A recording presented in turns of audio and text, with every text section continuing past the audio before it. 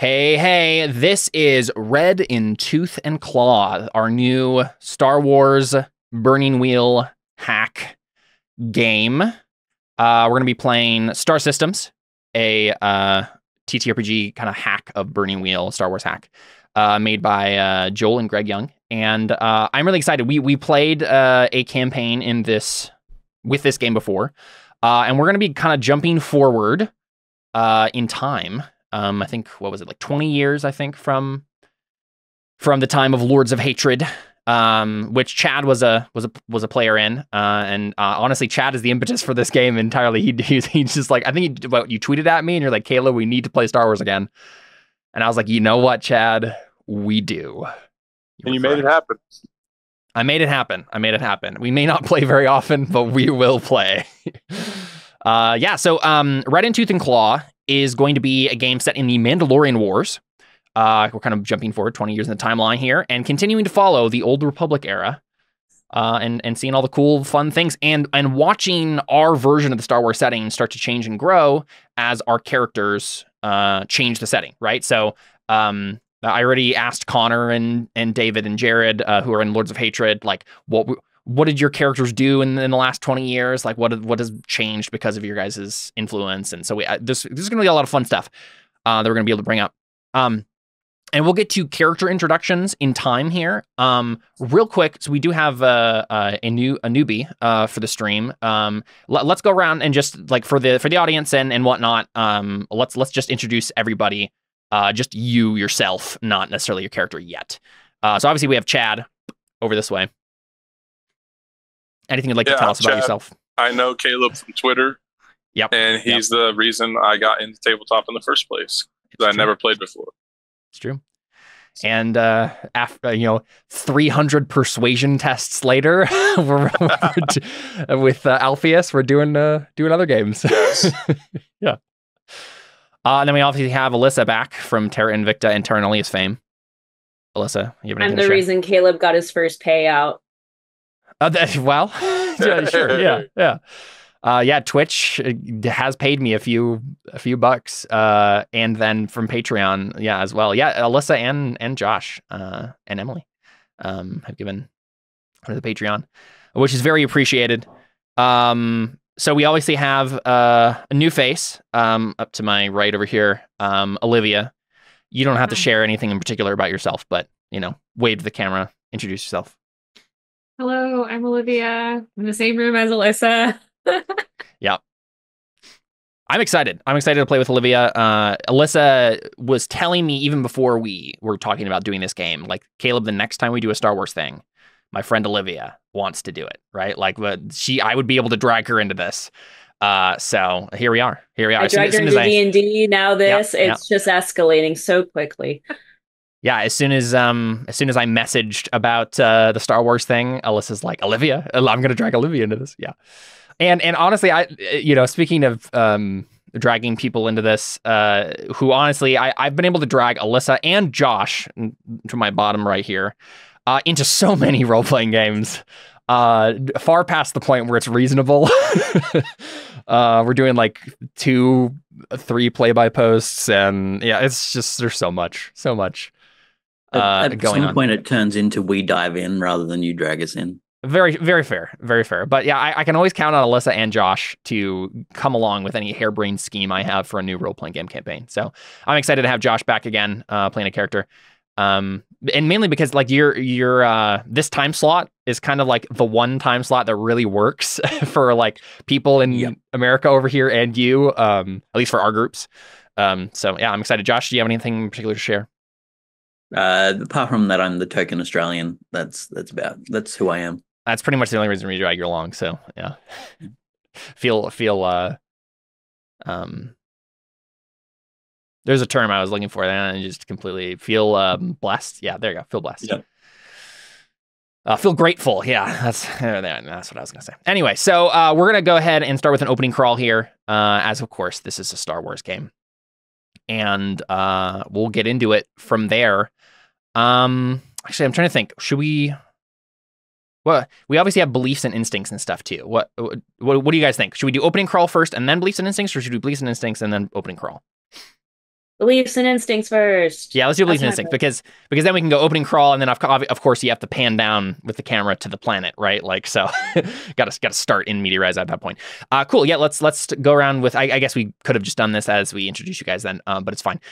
Chad, who you playing? You don't have to give us like a physical description yet, but let's just go ahead and read off your name, beliefs, instincts, and traits.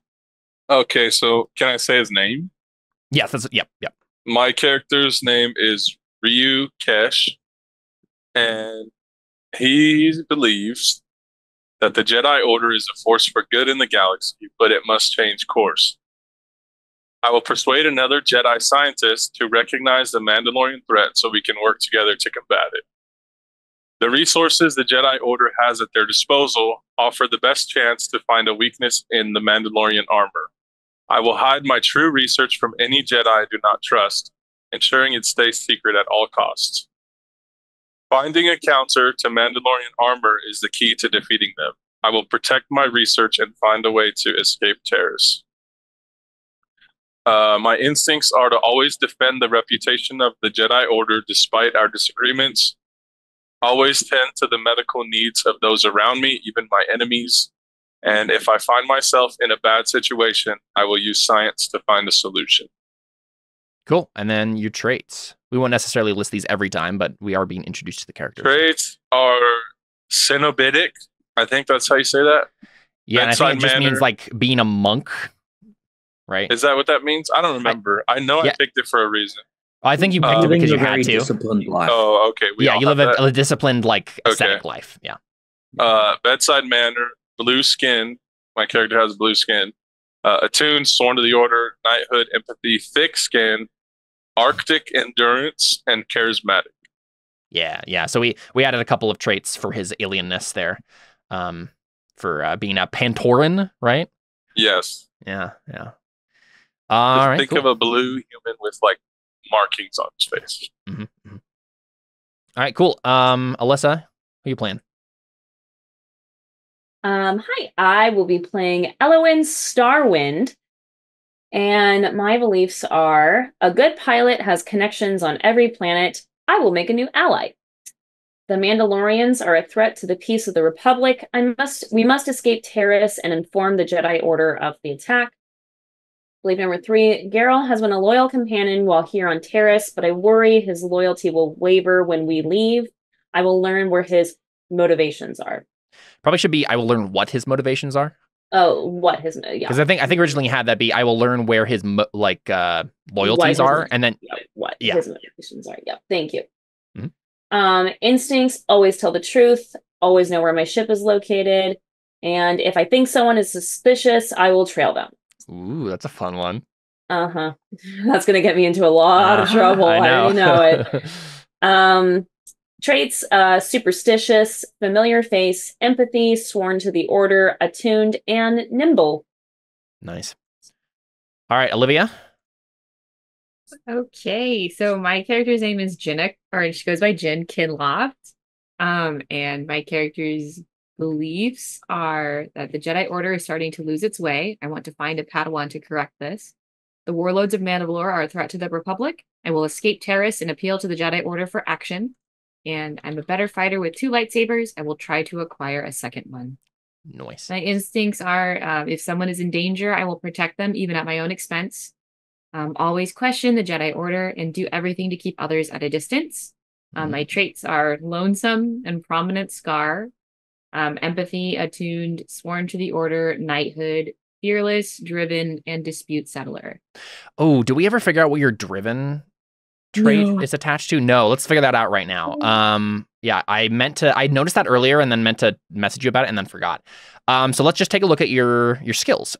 So the idea here with driven is there's some consuming passion. Honestly, you know what we need to do first? This needs to be tied to a belief of yours. So basically the 3 steps is, okay, you're driven about something. Choose a belief that this trait is tied to. If you ever like don't have a belief that makes sense for this, then you'd have to change it. You have to like get rid of the trait basically. And then from there, we would choose a skill that you could use to like accomplish this belief. So like, for example, we could do this, the Jedi Order is losing its way, right? That could be the But I guess maybe I don't know. I could see either the first two being a thing that you could add driven to. Do you like, for example, for belief 2, you could have the warlords of Mandalore are a threat to the Republic be the driven thing, and then lightsaber is a very easy one to add there, right? And just be like, I'm driving forward to defeat the Mandalorians, right? That's an easy one if you want to, and it also helps you be way better at lightsaber. So Okay. I'll probably just go with that one. doing that one, yeah, that's a pretty easy one to do. Yeah. All right, cool. Well, let's just give you a lightsaber for your driven one. Sweet. Yeah. Jenna is our Jedi Knight, so that makes sense. You'd be the best at lightsaber anyway. So I forgot to mention that too. no, you're good. You're good. All right, cool. And last but certainly not least, we have Josh. Who you playing? I am playing Fangan. He is a gank. And my beliefs are that the Order must follow the will of the Force, not bend it to their own will. I will assist the other members of the Order and build a foundation of respect. Second belief is I must be able to control my natural gank aggression. I will consult with a scientist to acquire a calming agent. And my gut says to fight the Mandalorians, but it is forbidden. I will escape Taris and appeal to the Jedi Order for action. My instincts are that if someone frustrates my focus or effort, then I respond with sharp words. I always ease the suffering or danger of innocence. I always question the motives of others. And I always get a twinge in the head from impending danger. Yeah, you got the special sixth sense instinct. Sixth sense, yep. And then my traits are that I am a child of a bloodthirsty culture, the native of a foreign world. I have a strong physique. I am third. I have predator's vision. And then my die traits are that I am attuned, sworn to the Order. I have diplomatic immunity, sixth sense, alien, cyborg, and I have the call on of a booming voice. Nice. Very cool. Let's get an opening crawl, shall we? So, we see text pop up on the screen in blue. A long time ago in a galaxy far, far away. Right, the brass hits. We see Star Wars come up on the screen. And it slowly fades away as we get the opening crawl climbing up the screen with a starfield behind us. And it says, "Peace has returned to the galaxy after the defeat of the Lords of Hatred. The Jedi Order, guardians of this fragile peace, continue to keep the dark secret of Korriban, ensuring the Sith remained buried in history. As the Galactic Republic rebuilds from the ashes of the conflict, the shadow of war looms once more on the horizon. The warrior clans of the Mandalorians, driven by an insatiable thirst for conquest, have begun raiding unaligned worlds on the galaxy's edge.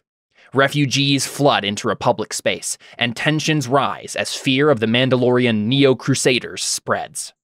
The galaxy hovers on the precipice of a storm that threatens to devour everything in its path.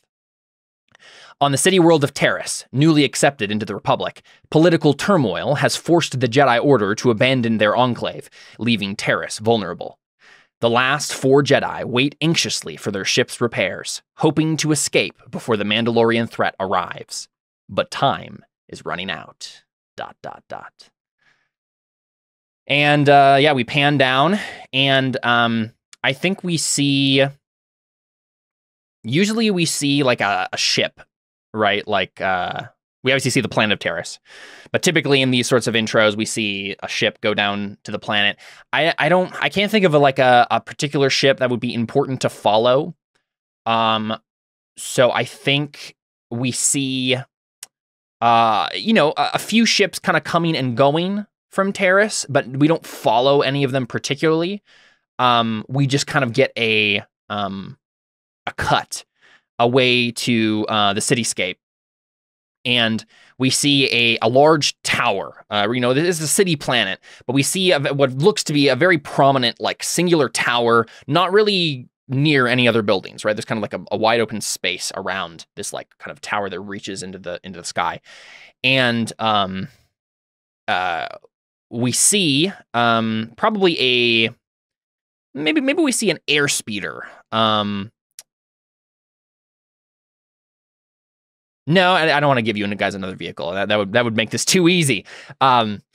I think we just, we would be following vehicles, but I don't think there's like a vehicle that's important to follow. So I think we just keep getting cuts as we kind of zoom further and further into the planet, and eventually we get to the hangar bay.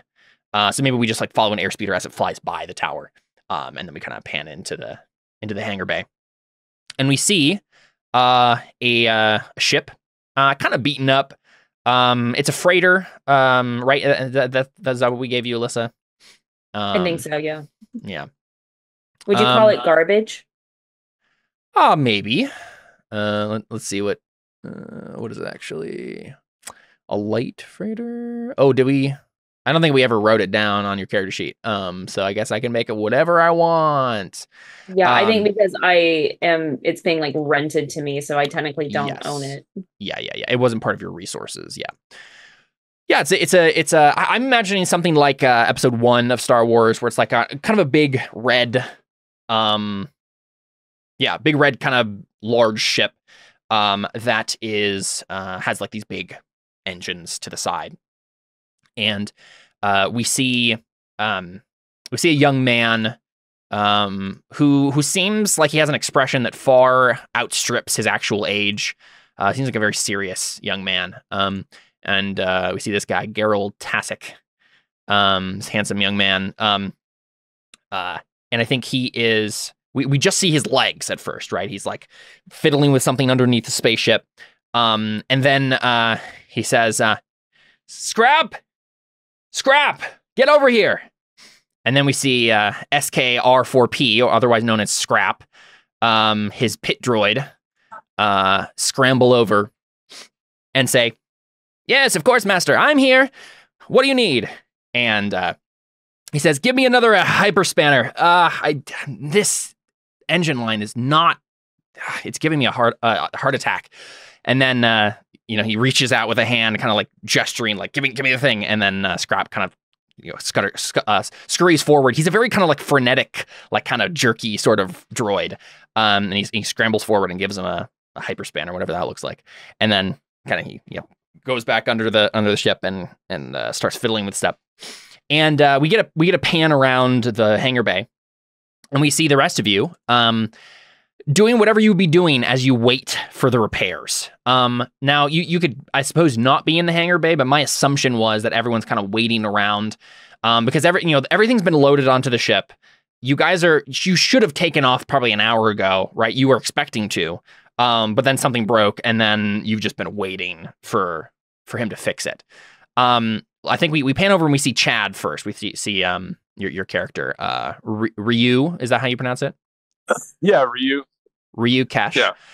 What is Ryu doing? What is it? We obviously have fun little tokens for all the characters here. So here's Ryu there. But what does he look like? What is he doing? So at this point, we're just in the hangar. We're like, you're in the hangar, yeah, and you're in the Jedi, what's known as the Jedi Tower. It is kind of basically the enclave, the academy that Taris has in the city world.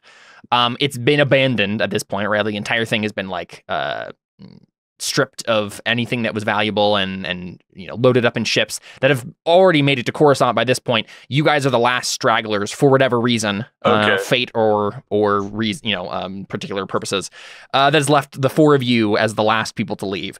Are you like meditating? So are you impatient? As the camera pans over to Ryu, he's carefully carrying like vials and science lab equipment, like from some area off screen, like towards the ship to start he's loading his stuff up for his lab. Yeah, sure. Sounds good. Yeah. So, you're still finishing up that. Yeah. And you're like wearing your Jedi robes. Yes. Cool. So blue skinned human with like the markings that we described before. Lightsaber at your side. Yes. Yeah.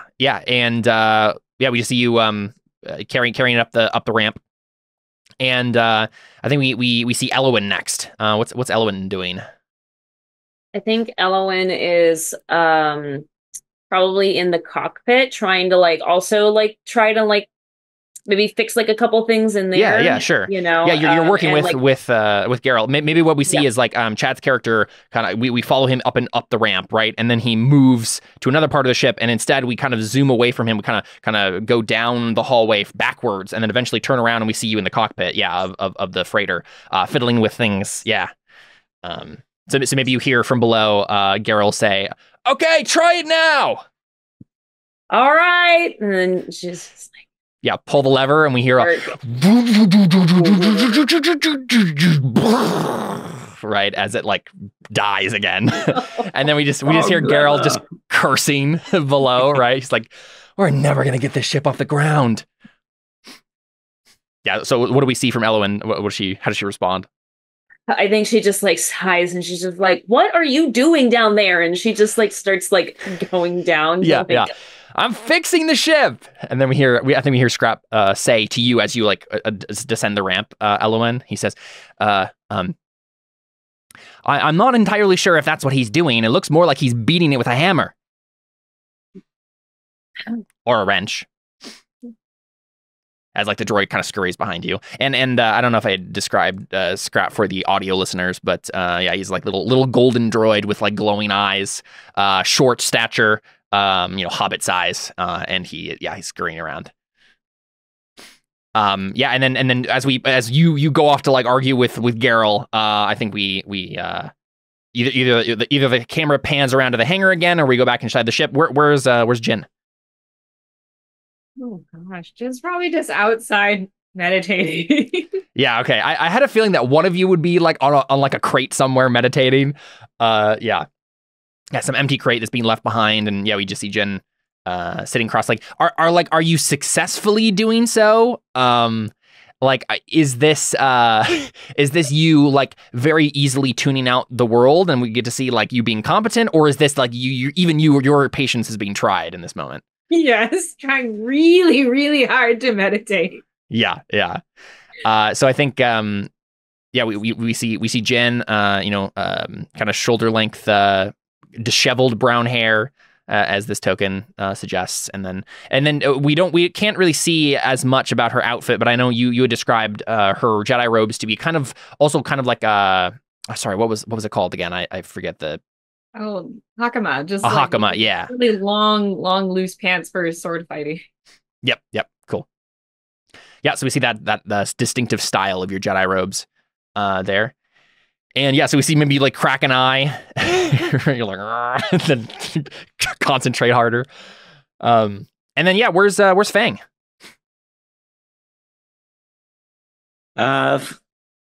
Probably Fang is in the ship. So maybe we go back to Ryu. Workshop. Yeah. Yep. Do you want to describe him for us? Yeah, I mean he's relatively tall individual dressed in like full almost like clone trooper-esque armor, like a full plate armor with like a full helm. The helm seems to have like several like doodads on it. Like it's got you can see that there's like some kind of lights in the heads-up display kind of thing. It's probably got like elements of it that looks slightly Mandalorian. I mean, this design is definitely very Mandalorian, at least for the token we have. Yeah, but with like a fair few like changes to it. It looks a bit more metallic, but very much like. And then he's got a sort of a one shoulder fencing cape of like blue and white with like gold pattern on the edge. Sweet. Yeah, so we see like Ryu like come in with his like last vial, like crate of vials or whatever that he has, and like puts it into a slot in the workshop area. And it's like Fang just like waiting there for him. We were helping him set up? Probably Fang brought in a box and then kind of just waited in here to have a conversation, I think. Yeah. So Ryu, you set that aside, and then just Fang like speak up? Yeah, probably will. Ryu, is it? I was just wondering, you know how to work this stuff, right?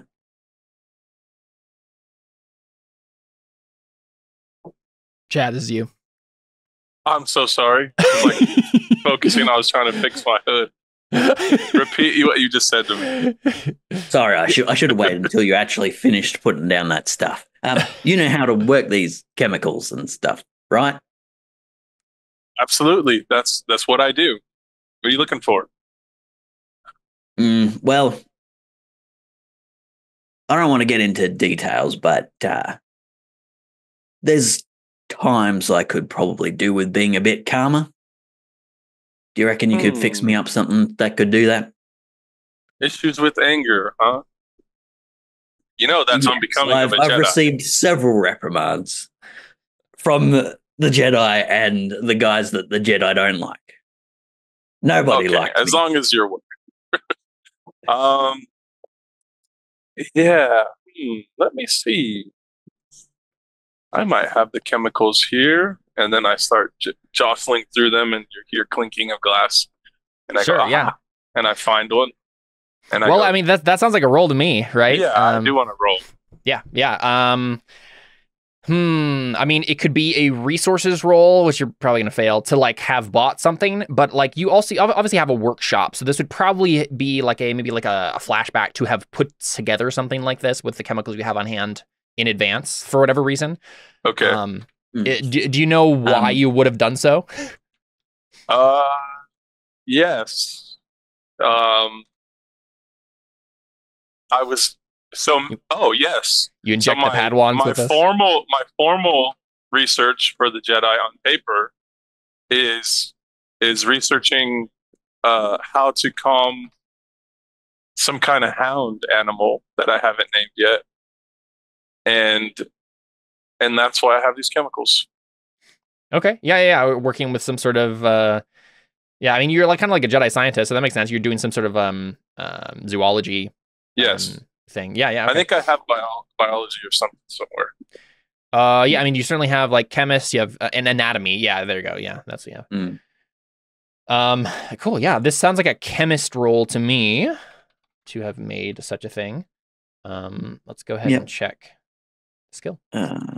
Calmatives are of 1. So what is gank? What is gank? What does that mean? So gank are probably the most well-known thing that ganks are known for is that a few hundred years ago, I think it was, the gang are basically bounty hunters. They're a race of bounty hunters that don't tend to have their own home world, and they always wear armor and are very rarely seen without their armor. But they are also known for being very bloodthirsty and that kind of thing. So a while back, they were hired to essentially protect like a bunch of traders from a specific other group. But to do that, they basically just massacred everyone from that other race. So they're actually probably known for being just like way over the top bloodthirsty. Yeah, so there aren't very many gank Jedi, is what you're saying. No. Probably no other ones. Okay. Yeah, so I mean, it really kind of depends on what Josh wants this to accomplish, I suppose. Right? Like, honestly, the more I think about this, I feel like it might not be something I can do today. Like, if I've only tested it on animals, like I don't really want to. Yeah, it does depend on like the extent. And kill him or something. Right. It does depend on the extent that Josh is thinking with this. Like, obviously, yeah, like a chemist, you can do culmatives for an ob1. But like how calm do you need to be, right? Like as a gank, is there something bigger than just like I don't think that at least at this moment, I don't think that Fang cares. I think Fang's just dealt with enough of this told he's too aggressive to the point where he's just looking for anything. So he'd be fine with just like a straight up calmative or like something to help control his temper, breathing kind of thing. So like something you can take when you're feeling like you're gonna get mad, or something that will change you like permanently, or like no more like a sedative that he can take when he needs to. It's like a Xanax. Yeah, it could pretty much be a calmative, right? Ob1 base for just make him calmer, and that's certainly simple enough. If you'd like to do something more like beyond that, you can do like the other things it gives here are for options is like altering respiration with Ob2, changing your circulation rate with Ob3, dulling senses Ob4, affecting the immune system Ob5, right? Like there's a bunch of different things you could do. It does depend on. Like you could mess with him and give him something that's stronger than he needs, but the simplest answer here is just like giving him a calmative Ob1. Yeah, but can I give him like 10 of them or 5 of them so he can have it when he needs it, or can I only give him one? Well, you could probably make it like something like a graduated test, and yeah, that's true. more successes, you get more. Other thing to consider is one of the things it says here is duration of effects increased to a day adds an ob to it. So do you want this to be a short-term thing or a long-term thing? I guess question for Chad and Josh, right? Like any preferences there? I feel like you got to take it once a day. Yeah, certainly if you wanted to. Yeah, I mean, if you want to give him, if you want to make him docile constantly, then I suppose that's what you could do. But it seems to me this is something that Josh was looking to, or Fang at least, was looking to take in a moment when he needs to be calmer. Like when he, yeah. Is that correct? But he only want one? Okay. Well, yeah, I think we can do ob 1 and then just see how many successes you get beyond that and see how many you happen to have on hand. Yeah. All right. Yeah.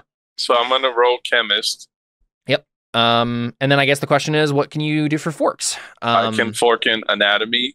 I think so. Illness wise, because maybe he has illness that's causing I don't think him so. anger problems. Yeah, this is. I mean, if you maybe in a philosophical sense, someone might consider the aggressiveness of the Fang an illness, but I don't think it's strictly speaking true.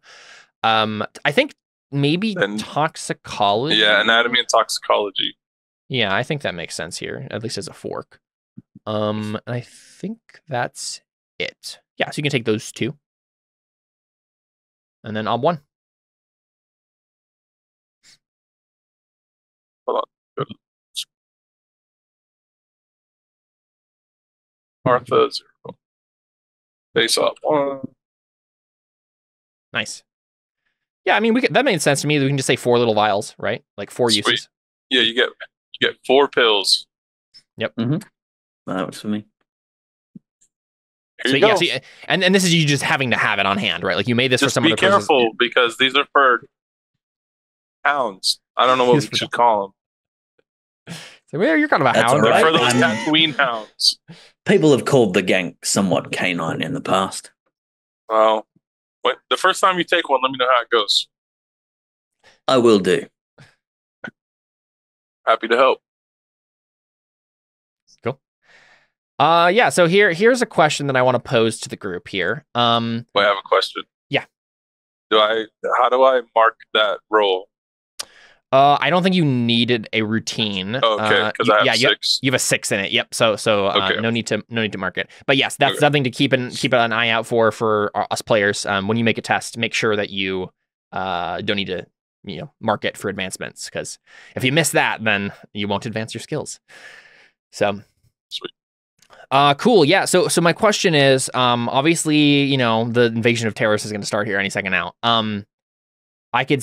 What I don't want to be true is I don't want to make a mechanic roll right now for Geralt and just have it be like, oh, it works. We could make a roll right now to be like, it is working, and we'll give a particular time frame. But I could also say, okay, something happens, and then you have to make a decision whether or not you keep working on the ship, and what steps you might take to do so, or go somewhere else and do something else. Does anyone care about have a particular idea about the order of operations there? Because I think and I guess part of the question is is there anything else anyone wants to do before I drop the explosions you hear in the distance, right? Want to make sure we're all prepared for that moment. Well, can I go back to the lab and see if there's a scientist in there? Because I don't know when I'm going to have a chance to do that this game, or today, I mean. Yeah, I mean, we've already described that you are the last 4 Jedi. Okay, everyone's gone. Then we'll just, wherever we go, maybe I'll find someone. Yes, and that might be true. You could also feel free to change that belief if I mean, it's possible that you aren't able to find a Jedi scientist. Are we going to get off planet today? That is entirely up to you guys. Okay. Right? So my guess would be probably no, but it's up to your roles here. Okay. So then I was gonna say, there's also enough going on and for all of your characters that it's fine to have a belief or 2 that doesn't get resolved this time. There's plenty of things to do, spotlights to be given. Cool. So I think probably we see is like, Fang takes the vials and you tuck them away into your utility belt or whatever. And we probably do cut outside to Elowin and Geralt for a moment. And we see Geralt like come out from under the ship, throw his like wrench on the ground, and just like get up from like the little like board he was sliding under the ship with, and just like run a hand through his hair and just like look at you like with exasperation and just be like, I'm sorry, I'm doing everything I can. It's just every time I fix one thing, 3 more things break. Okay, it's not your fault. It's what happens with ships sometimes. This ship in particular feels like it's getting on my last nerve. It's a hunk of junk, and he like kicks it, and then it sputter. It makes a like popping sound somewhere. Like, hey, it's my hunk of junk. Thank you very much. Yeah. And he just says like, I don't know what you want to do. Do you want to find other transportation? Like, this is going to take a while. I mean, it's not like we're in a super big rush here. Do you mind if I take a look? Yeah, go ahead. I've had enough of this thing. Scrap, give her all the help she needs. And then Scrap gives a little salute. Okay, so like I want to like go, would that be like, can I make like an observation roll? I don't think it would be observation, but we could let's take a look at your skills here. Oh yeah, you don't have any mechanics. I don't have like any mechanic skills. Yeah, I guess that's what he's for.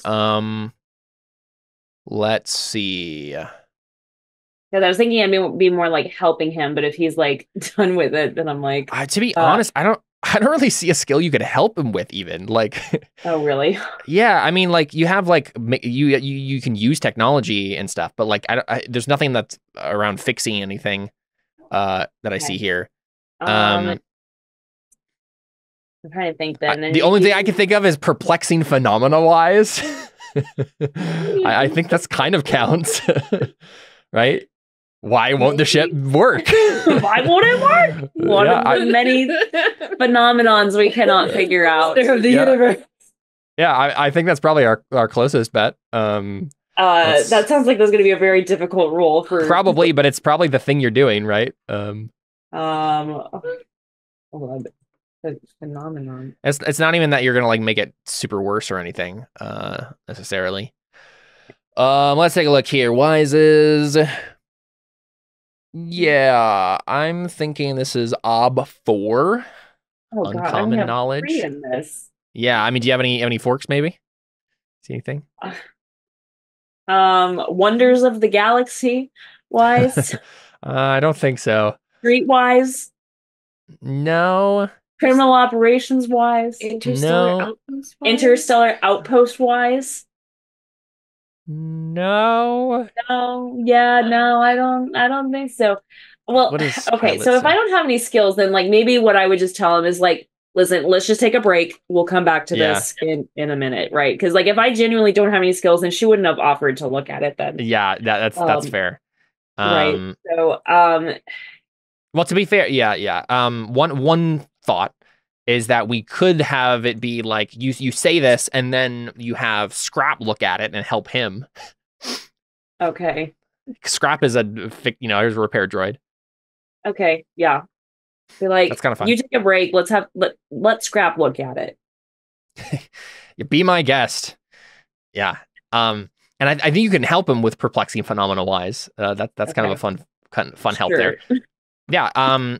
So Scrap. We see him grab the little like, skateboard looking thing that you can. I know there's a name for this, but what the thing that mechanics have, where they can slide under the vehicle. Chad, do you know what this is called? Well, that was loud. I don't remember. But so we see Scrap like get on this. He's much smaller than Geralt was, so it looked kind of humorous. But he slides under himself and starts fiddling with things. I think I'm gonna have him make a jury rigging test. He's not gonna try to fix the ship. He's just gonna try to make it work for now. Apparently, it's called a creeper. Yeah, they're called low-profile creepers. Creeper. Okay, that's weird. Okay, so let's take a look here. What are the obs for jury rigging? I guess how have we? Yeah, you know what? I think the obs it gives us is repairs with incompatible parts, rerouting power, getting one more use out of it before it dies forever, altering the device to behave as a similar piece of tech, or cobbling together piecemeal gear out of scavenged parts. I don't know if like the first ones, repair with incomplete part or rerouting power, seemed like the ones that are happening here, but also I feel like the obs are too low for what we've described as a perplexing phenomena. I might make it. The real perplexing phenomenon is why a mechanic can't figure out what's wrong. That's I know. Yeah. I'm gonna make it a hard jury rigging test, and part of it is gonna be like how long it takes, right? Let's do ob 5.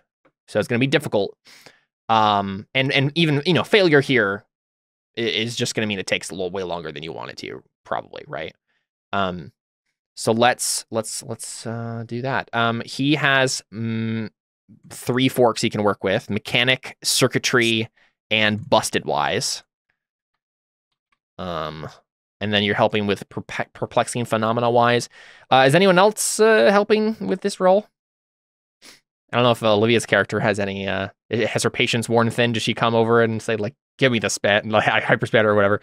I don't know if you have any skills that are helpful here, but telekinesis to give us the things we need.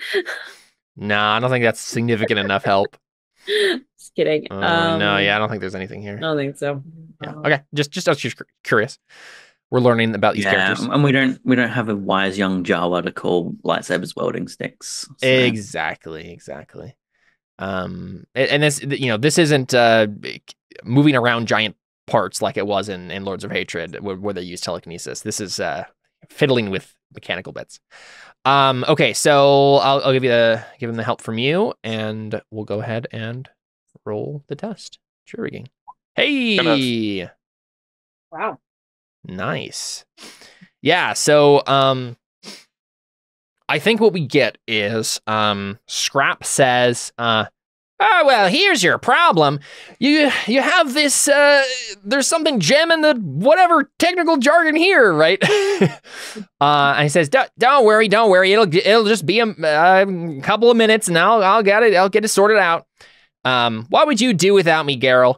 And Garrel just shakes his head and he's like, I loosened it for you. Yeah, since it was an ob 5, does that make it a challenging test for my 3, right? Is that how help works? Mm-hmm. Okay, yep. Got it. Okay. Trying to remember how help works. Yep. Yeah, it's the ob of the test that they made against your skill. Yeah. Right. Cool. Yeah. So and again, this is going to be jury rigging. This isn't him fixing the ship. This is him doing a temporary fix that will get the ship. We'll still deal with like mechanical problems with this ship in the future. But Scrap assures you all that it will just be a moment before this will be back online. But unfortunately, that's of course the time where we hear a couple of like a slow.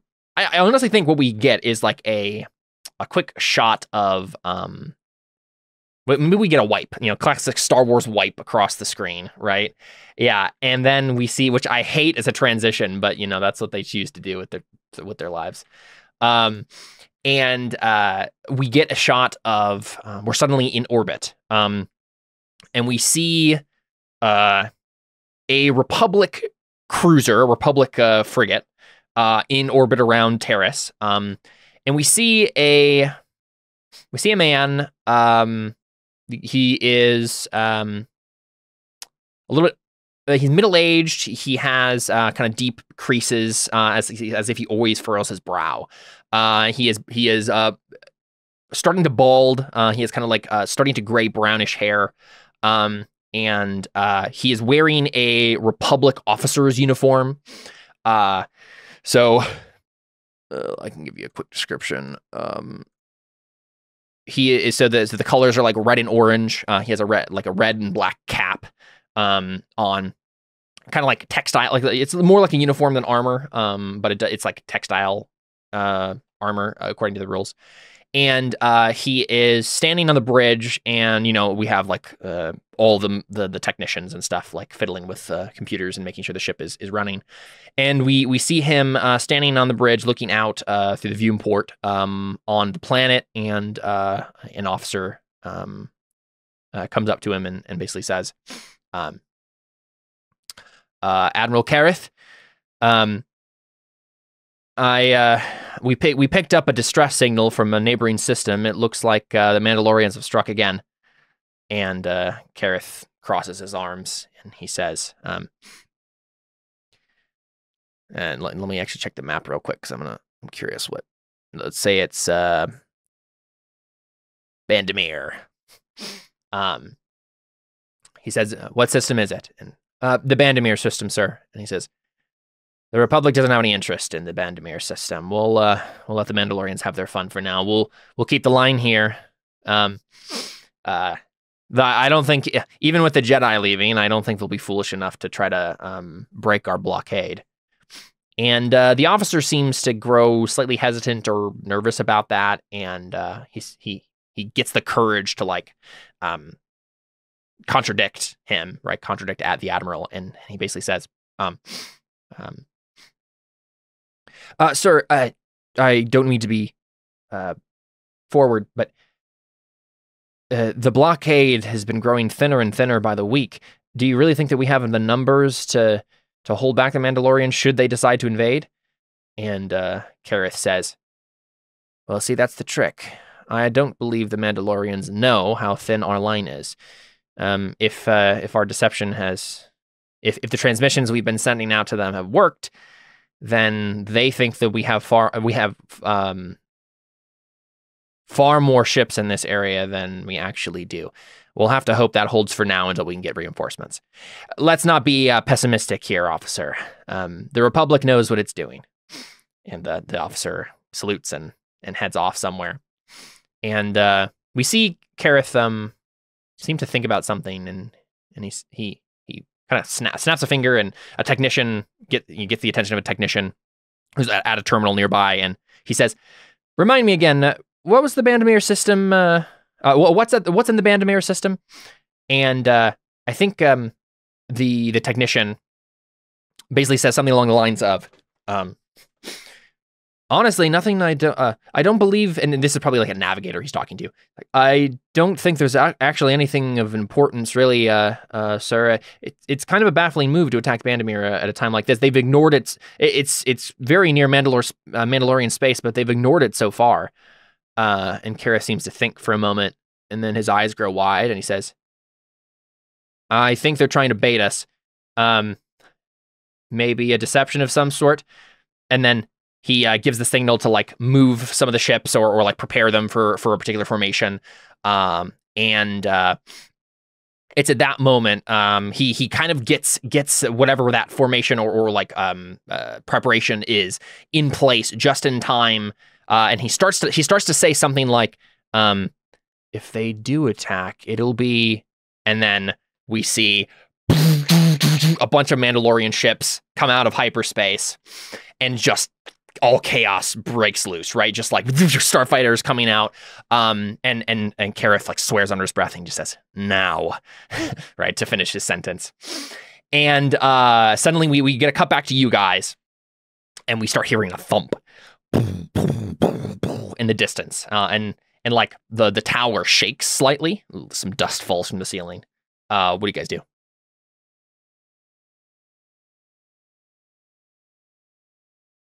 You don't know what's happening yet, but something has happened. Any instant reactions? What now?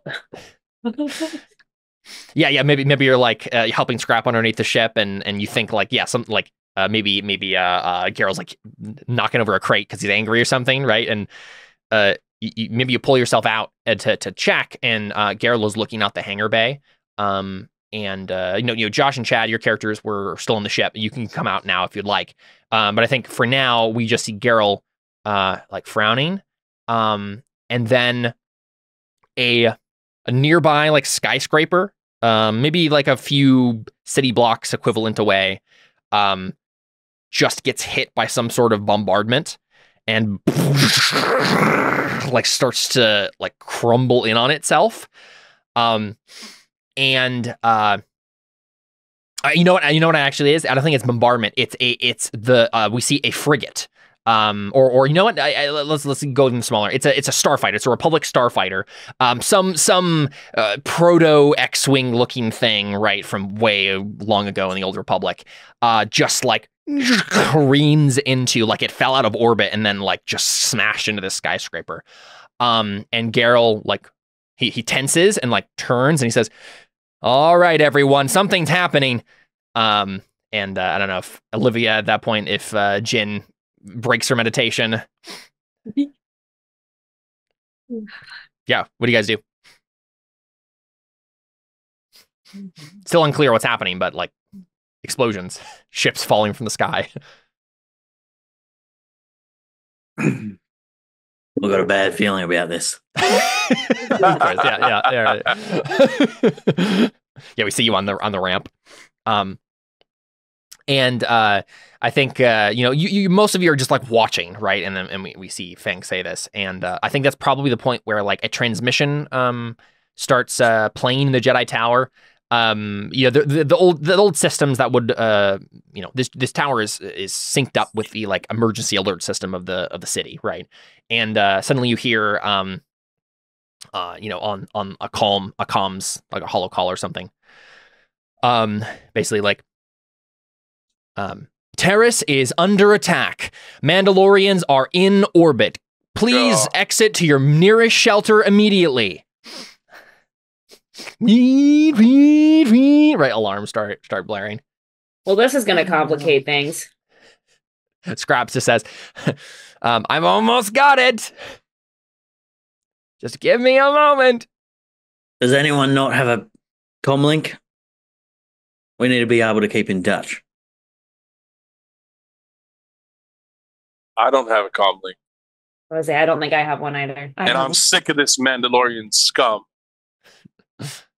Yeah, was he Fang just like pass out? Fang will just toss a comm link to both you and Jad, so to both Ryu and Ellen.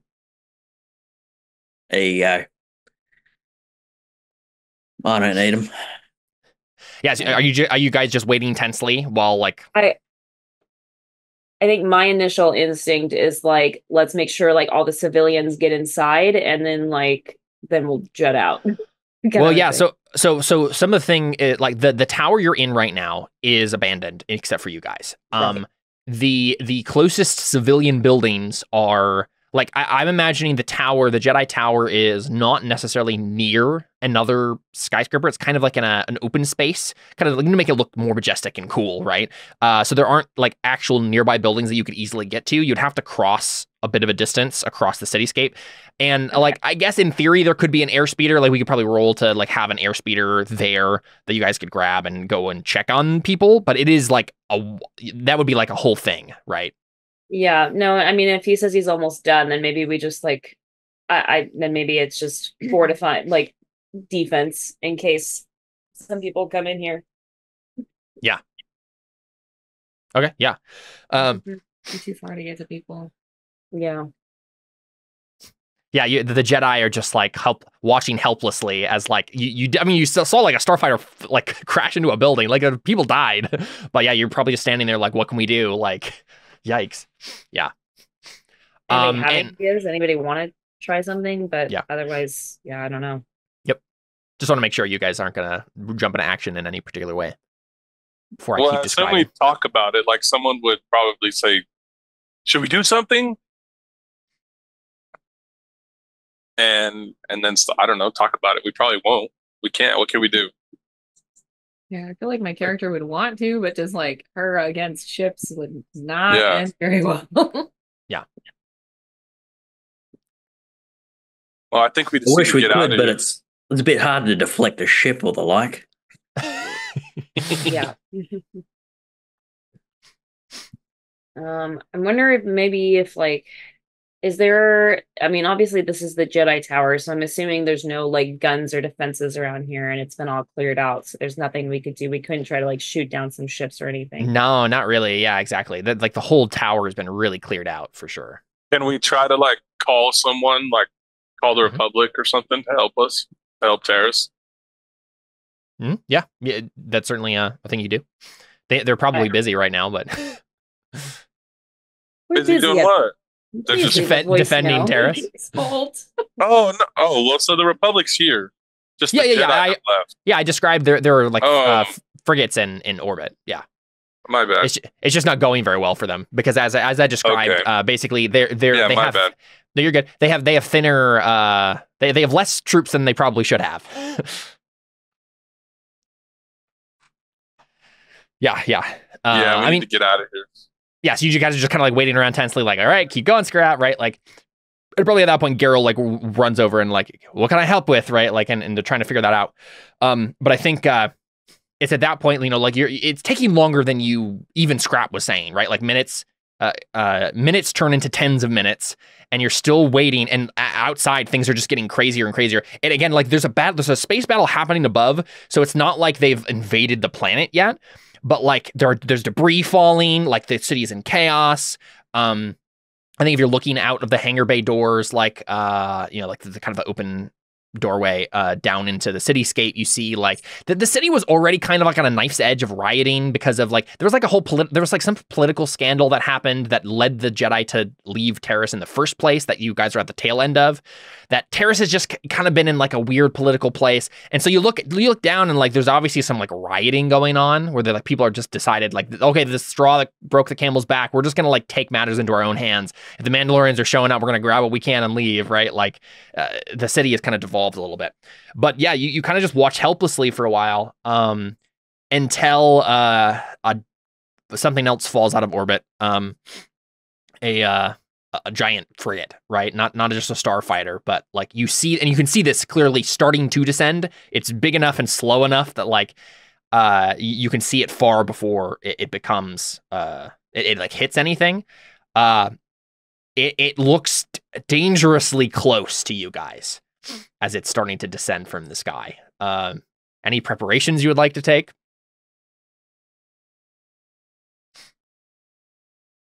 Go kick the droid, make him hurry up. Because then I can keep describing stuff. I just want to make sure that your characters aren't like trying to do something and I'm interrupting you.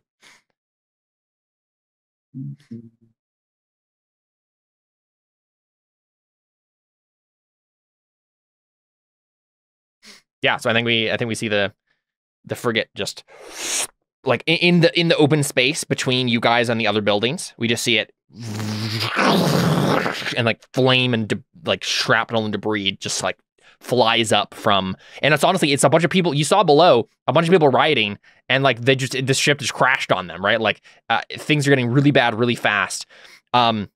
The city is in chaos. This frigate and like that frigate descending and crashing kind of signals the end of the resistance, and it's shocking to all of you how fast the orbital battle is over, right? Like they've hit like they've gotten the Republic on an anvil and they've just smashed it like they are a hammer, and they're just incinerated. And then in only a few more minutes, we see streaks of light starting to descend from orbit. And all of you have heard stories of the Basilisk war droids that the Mandalorians ride from orbit down to the planet's surface to begin an invasion. You've probably had nightmares about this exact scenario before. If Olivia, certainly, Jin has seen this before. And it is probably some of the most chilling thing. It's one of the most chilling things you've ever witnessed, and it doesn't get any better the second or third time. So it looks like streaks of light, just like as they burn up and as the heat up in the atmosphere, just like descending down. It's literally Mandalorians riding droids down from orbit and crashing into the planet and starting to like take over. Yeah, I think Scrap says, all right, Elowen, do you want to go ahead and give that a shot? Yes, I do. Helen runs onto the ship. Yeah, we see you get to the cockpit, and you know, maybe spend one moment like breathing in, like please Force, like please Dragonborn Jesus. Yeah. Sorry, wrong campaign. Yeah. You see the lever go down, and the ship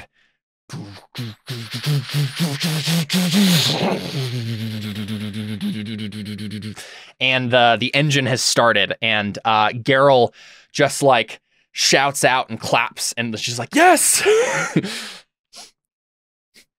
All right, everyone on the ship now.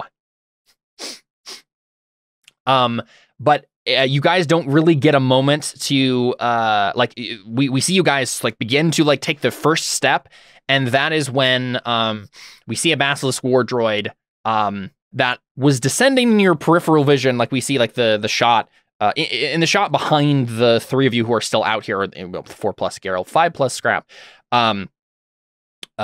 Start to head towards the ramp. Suddenly the focus of the shot changes, and we see behind you in the hangar doors, we see a Basilisk war droid slowly coming closer, and it looked like it was going down at first, and then it starts to swoop up and come straight to the hangar door, right? We just see it like, and like all of you are Jedi, so I think like Geralt probably and Scrap don't notice this, but like Ryu, Jin, and Fang, all of you like suddenly. Actually, no, it's Fang first because you have Sixth Sense.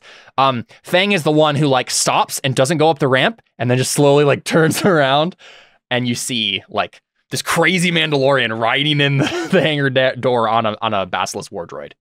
What do you do?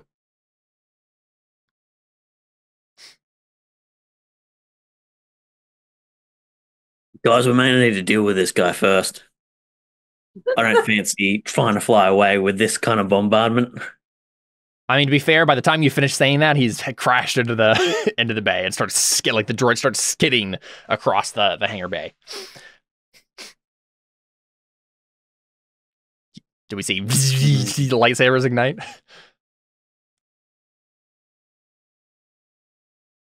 I don't think Fang ignites his immediately. Mm-hmm. Jin, Ryu. There you go. Ryu's definitely does. Jin does lit his as well. lightsaber. Yep. Cool. Yeah. So we see pull the two my of you. lightsaber out. Yeah. Ryu, And what's I your run out the back of the ship to fight that thing. Kill Nice. the Mandalorian. Yeah, you're like halfway up the ramp and you like run back down. Ryu, what color's your lightsaber? It's yellow. Yellow. Nice. Yeah. So we see that. See it like an amber glow. Light your face. And then yeah, Jin, were you still meditating this entire time? Did you get up at any point? No, I think as soon as the chaos was happening, it kind of stopped, and I was reliving bad memory. Right. Yeah. Yeah. So were you still sitting down? Did you stand up at that point? Were you like waiting tensely, standing up? Probably waiting tensely, standing up, and possibly pacing while just looking at everything. Yeah. Okay. Yeah. Pacing. I like that. Yeah. Just kind of pacing back and forth. Like, what do we do? What do we do? And then, the Fang says that, and the two of you turn and ignite your lightsabers. And then Jin, what color is your lightsaber? Oh, mine's cyan. It's like blue-green. Nice. Yeah. Yep. So the two of you ignite that. Elwyn, you see this from the side of the cockpit viewing port, right? That's just like I think the angle was such that until the Basilisk like crashes in, you didn't see it. But as soon as like that happens, you hear a thump and then like screeching as the droid just kind of slides across the bay. Crap. Yeah. Geralt and Scrap certainly just like run aboard. And Right. Geralt just says, Elwyn, get the ship off the ground. Not until we get them. They are Jedi. They can jump. No, I like, she's like, I'm not leaving without them. Like, Of course. But we need to get the ship going, right? Like, yeah. No, for sure. So yeah, she'll like start like fiddling with some things, Yep. and I want to like get it like Switches are start being like flipped. hovering. Yep. Basically. Yeah, we see the engines behind the ship like roar to life, this big blue flame, right? And then jets of like air and I guess rocket too, kind of propel the ship up into a hovering motion. And then Fang, what are you doing? Obviously the other two Jedi are like rushing forward, but what's Fang doing? I think as soon like when they rush past him, like then he goes, okay, yes, I can do this. I think he's become very hesitant to be the first one to draw his lightsaber. Yeah, But when he says, yes, no, I'm justified now, and he does like ignite it. Cool. Yeah, you like we see you glance between the two of them, and as soon as they light it, you're like, okay, all right. Yeah. Sweet. Yeah. So the three of you like rush forward. And I think like first thing that happens is the Mandalorian who's riding the thing, he grabs a let's see, what does he have? I have a character sheet for all these things. What weapon does this guy have? Basilisk. Is he driving it, or is he like he's riding it, or like on it? He's on top of it. Yeah. Okay. So here is here's the tokens for them. You know what? That's pretty wild. It is. I meant to get a map, but it's fine. We can just use a blank one for now. So we got that's annoying.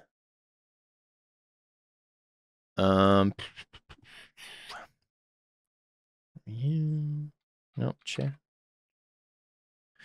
Sorry, I'm just trying to get these tokens here just for our reference. So we got Ryu, and then we got Jin and Fang.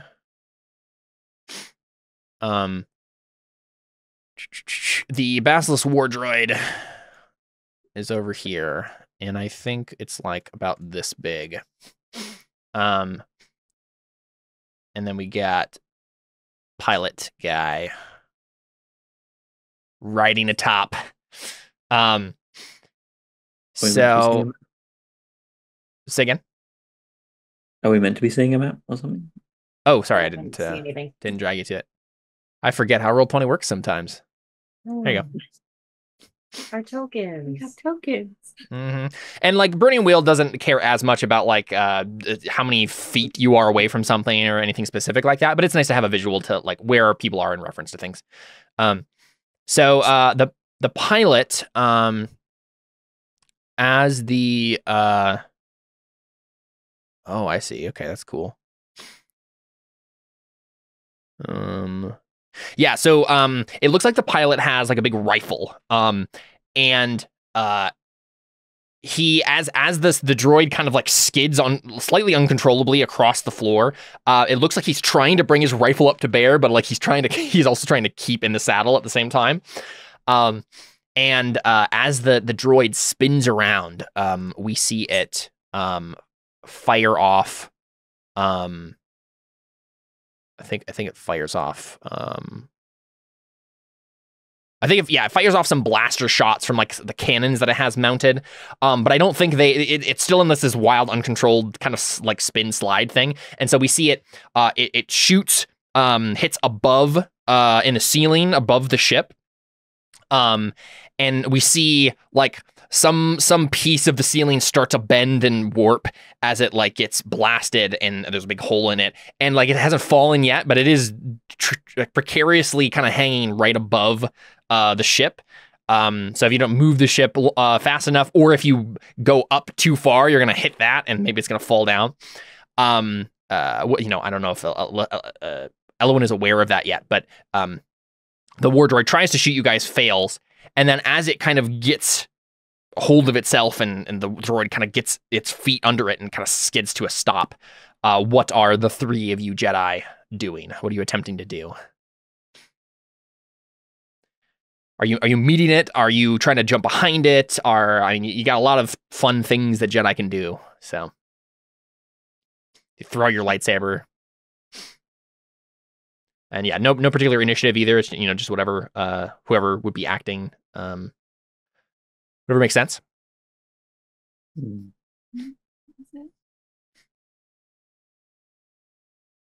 I feel like, what's her character name?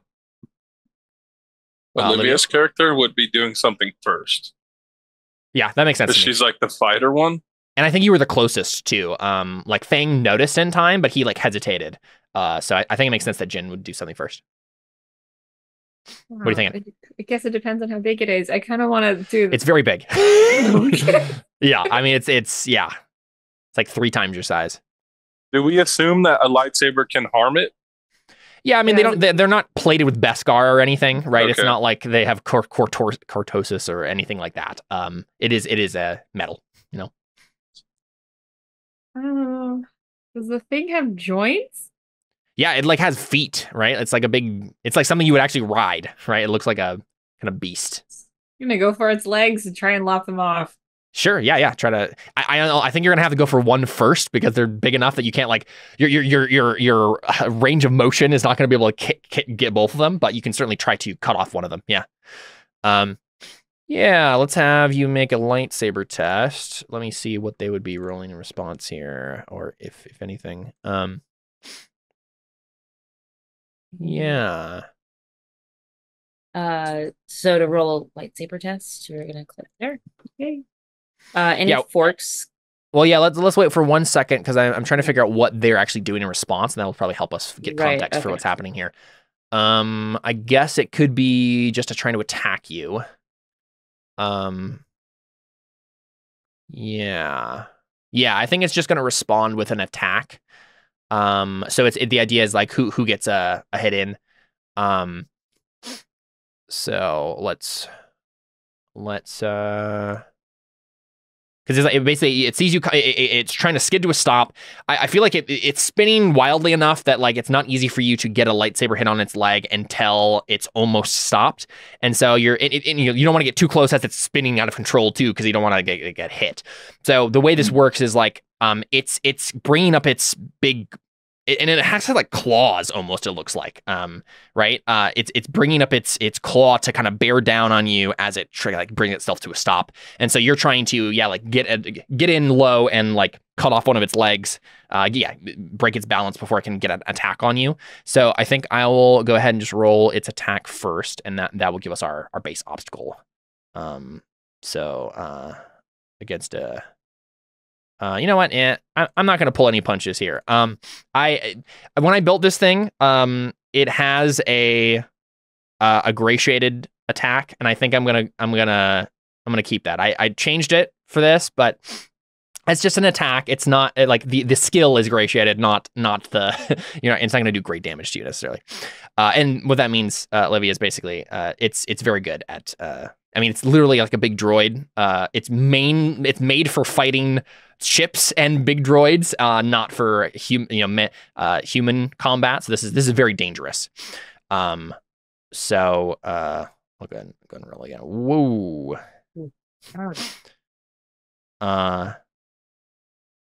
Yeah. Okay. Yeah. So Ob 5. But you should have a bunch of forks here, I think. If we've been. Well, you got lightsaber at least, which is a 6. That's a good place to start. Let's take a look. Huh. Maybe you don't have any forks. Oh, no. Luckily, again, you do have a call on trait for this. Yep. So that's good. Let's see. But I don't know if there's anything else. Yeah, you can fork in meditation automatically. Yes, that's true. Because you're like, the meditation as you like do your lightsaber forms and stuff. Yep. Could probably use something like telekinesis to like you're bringing it, holding it in place to hit it. And where it says force, you're gonna however many we say to add. So which probably incorporates force tremors wise if you want. Yeah, I don't know. I think force tremors kind of make sense to fork in. I don't know. Yeah, I think I'll say let's give you force tremors, but not telekinesis. It sounds like from the way that Olivia was describing it, it sounded like she was just like waiting for an opportune moment to like cut off its limb, not so much as like trying to take an action and like use the force particularly. But I think the idea that like you're waiting for the right moment to strike and you're feeling a tremor in the force, like when is the right moment, and then you take a strike. I think that makes sense. I think also you can fork in soldier wise. The thing isn't a soldier, but like the guy piloting it is, and I feel like it's a close enough. 3? Yep. So you'll add 3. Okay. Can I just help? Sure. Yeah, you can just offer her help instead of doing something yourself. Yeah. What? Yeah. So what? Yeah, you just go ahead and describe what you're doing. How are you helping here? And technically, Chad, you could do the same thing too if you wanted to just help Jen do this instead of. So she could take out the whole droid. Well, she's trying to aim for an leg here right now. Okay, can I use the force to push it so that its leg gets like easily accessible or something? Sure. Yeah. That's a good help. That makes sense. I would do that. Yep. And then Fang will say, let's get it immobilized and then drop that thing on it instead of us. I'm gesturing to the piece of debris. So I'm just going to basically join her in trying to chop off all the legs so that we can just drop it on them. Nice. Yeah. Okay. Yeah. And so the main action that's happening here is Jin cutting off a leg, but the idea that you're threatening its other leg, so it has to kind of keep moving around, trying to. Yeah. Yeah. So I'll add in my lightsaber, which will be a 2 dice. 2 dice. Yeah. Cool. Ryu, what's your telekinesis at? Low. It's a 2. All right. Yeah. 2. That's fine. You can still give a dice. Yeah. That makes sense. All right. Cool. Yeah. So there you go. That's all your help there, Olivia, and your ob is 5. Submit. And then you're not using any Artha, so 0. And then your ob is 5. Nice. Woo! Yeah, you had 12 dice, and it's open-ended, so I would hope you'd succeed on this. Cool. Yeah, Olivia. Let's take a look at what damage lightsaber does, because what happens is you do hit it, but I think we'll take a look at like if it has any armor and how much damage you maybe do to it. Because that's always fun to consider. Let's take a look here. I guess I didn't write down any particular armor for it. I feel like it would have some. Where? How does this work with droids again?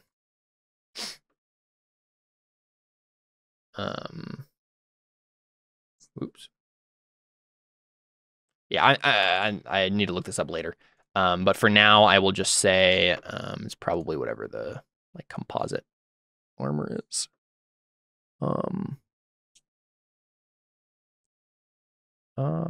Wait, what's the rating on? What's the rating on composite armor, Josh? Composite? Give me a second. I believe it's 3, but let me just check. That's, I think that I remember too. For some reason, Mandalorian character sheets aren't showing me. Yeah, it's 3. Okay. And the way that works, if I recall, Josh, right, is that like lowers the pips. Yep. Is that what it does? Okay. Okay. Cool. So you got, add is 1. Okay. So as it stands right now, Olivia, you have done a kind of moderate wound to this thing, as before the armor hits, which is a B8. For the droid, that would be basically the equivalent of a light wound. But you could increase that by, if you wanted to spend a fate point and try to get another success, technically you can make it an even better hit. So up to you if you would like to. Could she also just use her driven trait, since it's probably the only time she's going to use her lightsaber this session? Yeah, that's also a perfectly viable way to do it. Yeah. I mean, but if you only need 1 success, but I guess if you get more, actually that might be a good idea, because the way that the like targeting stuff works is like typically you're only hitting it's like torso, and then but if you get more successes, you can like specifically choose a target location. Let's do it that way. That makes sense. That makes sense that we're probably not going to roll a lightsaber again like this, this session. So, in that case, you have 1, 2, 3, 4, 5, 6, 7, 8, 9, 10 dice to get to reroll. It would just be 6. Oh, right. 6? Yeah. You're right. Because the 6 is rerolled. Yeah. Yep. So it's just 6. It's just 6. Yep. So I think probably just on fate. Sheet. Yeah. So go skills, or actually fate. Sorry. Great. Yeah, it's click fate, right there. And then you're gonna go remaining 1 is fine. Dice 6. Okay. Yep. You're gonna reroll all those dice. Another 3 successes. Yeah. Nice. Okay. I do believe that's enough to do exactly what you want, which is basically do the maximum damage possible on its leg, right? So I think even though it probably does have armor, I think that is going to be good enough. Well, we can just say like you have given it the like missing limb trait. You've sheared off its leg. I don't know. No other result would like this is the highest result you possibly could have gotten. There's no reason to renege on allowing you to do this. Yeah. So would you like to describe that for us? Anything in particular beyond waiting for the right moment to strike? What does that look like? It's like it's bringing up its claw to bear. Smash down to bear. I dodge it. It's still spinning and in motion. Yeah. And takes a swipe at you as it's spinning. Yeah, and then takes a swipe. I dodge it and use the force to get some air, so I can bring some power down to cleanly slice its limb off through the joint space.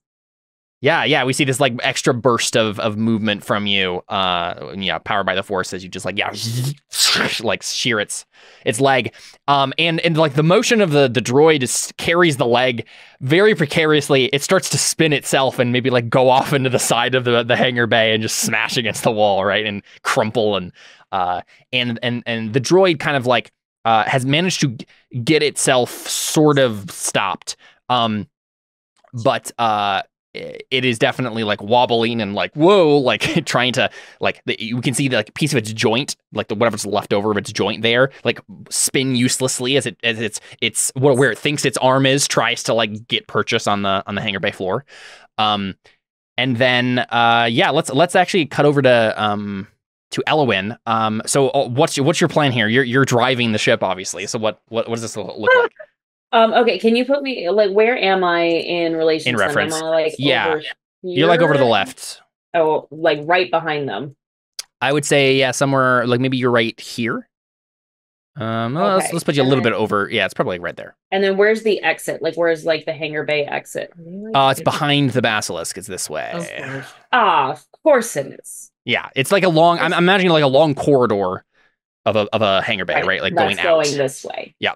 Awesome. Of course it is. Yay. Of course it is. Okay. Well, excellent. Just our luck. I definitely want to like, I think hover like a little closer. Like I want to just like get off the ground and like hover kind of closer to them. And maybe try to get Garrel in like a position where he can like shoot some blasters at this thing. Okay. Like some of the guns. Yeah, I mean, does Garrel get a clean shot on that thing? We need to get out of here. Well, here's the question: does the light freighter have guns? I don't know. Does it? I don't know if it does. I'll check. Does it have anything to defend itself with? Well, it's made for moving cargo. And it's not necessarily a right. This is a Jedi ship, not a not a smuggler ship, right? Okay. So obviously Han Solo had guns because he's going to get into fights all the time. But technically, this ship is meant to go in peaceful Republic space carrying Jedi. Let's double check. It does have ion cannons.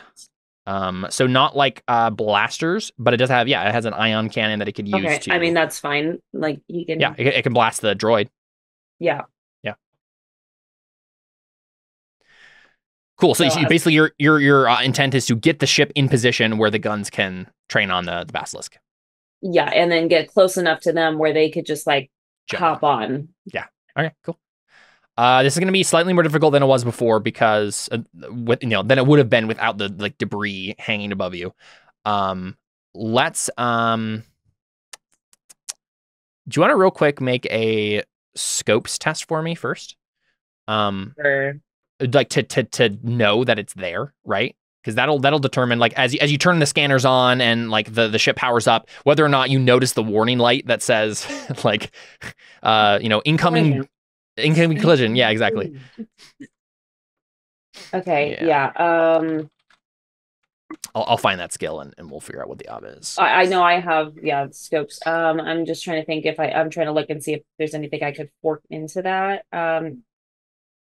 Maybe interstellar outpost wise Observation. Yeah, you can do observation. More, yeah, I think you can do observation here. Given you're trying to notice something, right? Right. So I think we're gonna make it an ob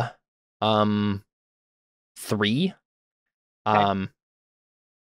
But then you can fork in I wish we could help you, but observation. we're probably too enthralled with the battle. Yeah, it's okay. Yeah, and I think Geralt is probably going to go into the guns. So Okay, so just can I fork in interstellar outpost wise and observation? Those two skills. Would that make sense? interstellar outpost. It kind of makes sense. Yeah, I'll give it to you. Okay. Take it. Thanks. I don't think there's anything. Stretch, I don't think there's anything else though that I could fork into. That makes sense. Okay. Real quick, I'm gonna double check Scrap. See if because he's probably there. Sure. Yeah. You know what? I'll let him help you with busted wise. Okay. Yeah. Sure. Okay. Okay, face off 3. Oh no! Oh, yikes! That was such First a bad failure of the session. All right, so I think what this means basically is you can do your pilot check, but you're just gonna. It's gonna be more difficult. Yeah. Well, I don't even think that. Like, I think before it was going to be more difficult because you would have been trying to navigate away from this thing. You don't even know it's there. So I think you're just gonna make your pilot check to do what you wanted to do, and no matter what happens, you will hit the thing, right? It's just whether or not you hit the thing and you do the thing you want to do. Right. Okay. I have a question. Yeah. Do I get a test for telekinesis since I helped that roll? Yes, and it would be an Ob 5 test. So for you, that's a challenging, I believe, on your telekinesis. Sweet. Yeah. Sorry to interrupt. No, you're good. Yeah, we're coming back to Burning Wheel after a while, so it makes sense to. All right. So what's my Ob for this pilot test? Yeah, this will be fun. Let's see. Pilot maneuvers. Vehicles. Let's check and see what the game tells us. 139.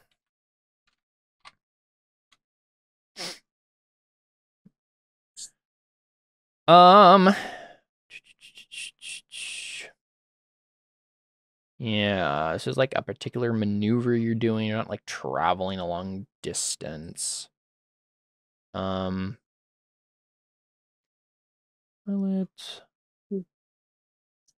Would this be a pilot's test or a navigation's test? It's pilot. Yeah, navigation is like getting from star system to star system. Okay. I believe. Yeah,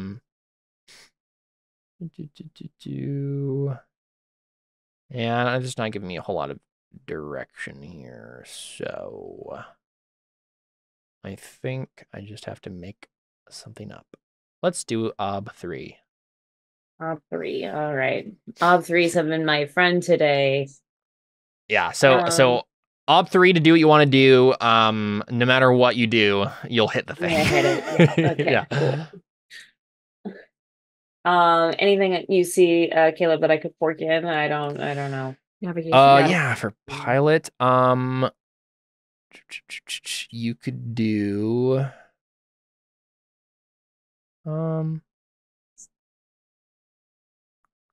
yeah, you don't have meditation or force tremors wise, both of which would have made sense here. You failed your scopes test. Yeah. Yeah, I think you're just making it straight. Awesome. Let's She can't go use for it. Can't use navigations?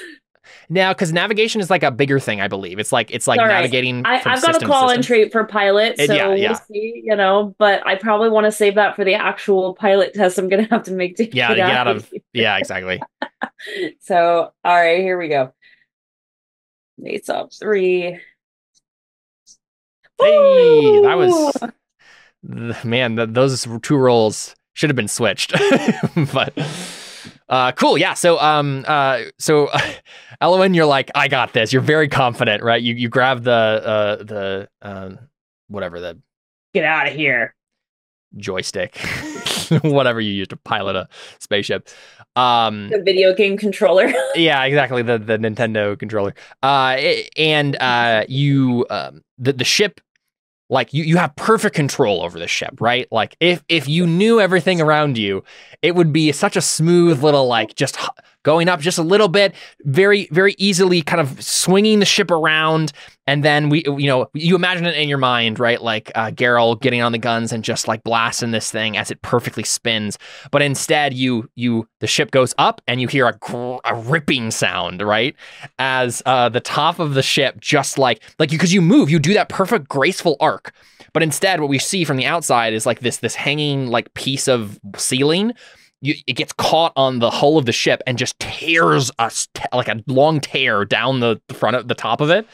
And you're in position, but like a bunch of warning lights on the hull of the ship just start going bleep bleep bleep bleep. Right? He's like, he looks. He's like, yes, it seems that we've collided with a piece of the ceiling. Go fix it. Yes, of course. And then he like scrambles away. But yeah, so one thing I just did notice, Geralt doesn't have the skill gunnery, which is the skill you use to like shoot big guns like this. So he has marksmanship, which means he can shoot a blaster pistol. But gunnery is the skill to use. So he's gonna learn some gunnery now. Excellent.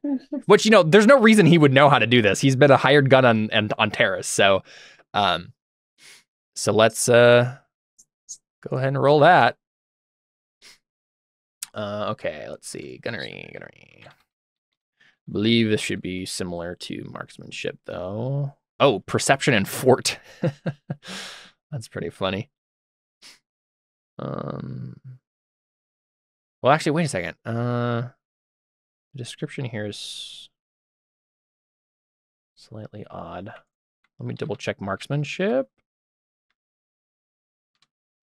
I'm pretty sure it's still gunnery, but I want to double check and make sure. Because it'd be nice if you get real marksmanship. Yeah, I don't know. I don't think a ship cannon counts as a firearm. I don't think that's the same thing. Let's... Mounted weapons. Yeah, there's no other skill for that. Okay, cool. Gunnery. Yep. Okay.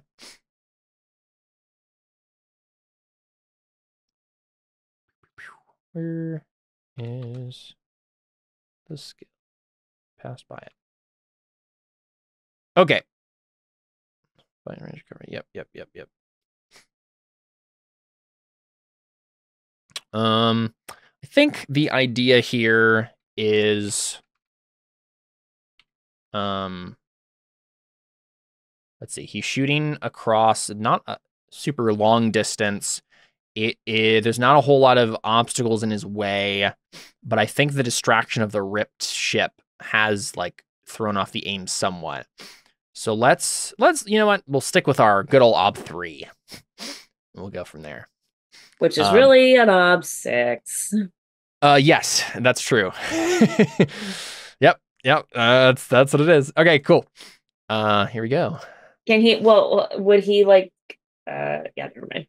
He doesn't have. Yeah, I can't think of a link test. He can't link fork. test. There's no help. Yeah, I think it's just failing. So we'll see how it goes. Perfect. Wow, that was an incredibly good roll. Okay, well, I did learn recently that named NPCs start with 1 fate point and 1 persona point, so I'm gonna have him spend 1. He got 2 6s. Yeah. I mean, It's possible. what an amazing start for this character if he pulls this off right now. No, I believed in you. I believed in you, Geralt, but you disappointed me. He tried. He did try. He really tried. Let's see. Yeah, it's just too bad because his like agility is way better than his like fort or perception. So if he had been able to use that, it would have been a different story. But I think we'll go ahead and mark this difficult on his perception. Yeah, we'll do perception. Okay, cool. So let's see. I think instead, I don't know, like it obviously doesn't hit any of you guys, or you'd be dead. Though I guess ion cannons are slightly different. I think it just goes harmlessly out of the bay, right? Like down the corridor past past the basilisk. And so, Elwin, you've gotten in position where the Jedi can easily jump on board, but the basilisk is still something to worry about. I think for right now, we'll get the Mandalorian himself aboard the basilisk. He's gonna try to bring his rifle to bear and shoot someone.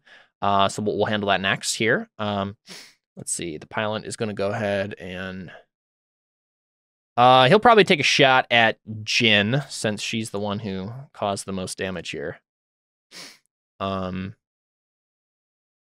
Though I guess he has a little bit of a long range rifle. I think Jin and Fang, you guys were like closing on it, right? And like getting beneath it and like trying to get its legs, right? So I think maybe instead he takes a shot at Ryu, because you're the one like out in the open here. So we'll go ahead and have him make a marksmanship test. See how well that goes. Okay. I don't think he has any forks here, so I think it's a similar 3 for him. Nice. Okay, so a shot is hitting you, Ryu, unless you would like to do something about this. I'm pretty sure isn't warding like a specific thing that you like have to get it as a training thing for Jedi, where you can deflect blast. I think you're muted, Josh. Yeah, warding acts as like shields. Okay, so yeah, he doesn't look like he has that. So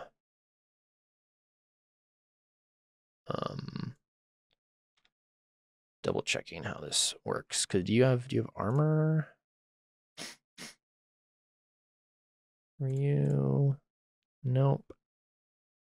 Okay, so as it stands, can a lightsaber just block stuff, or is it you have to get warding?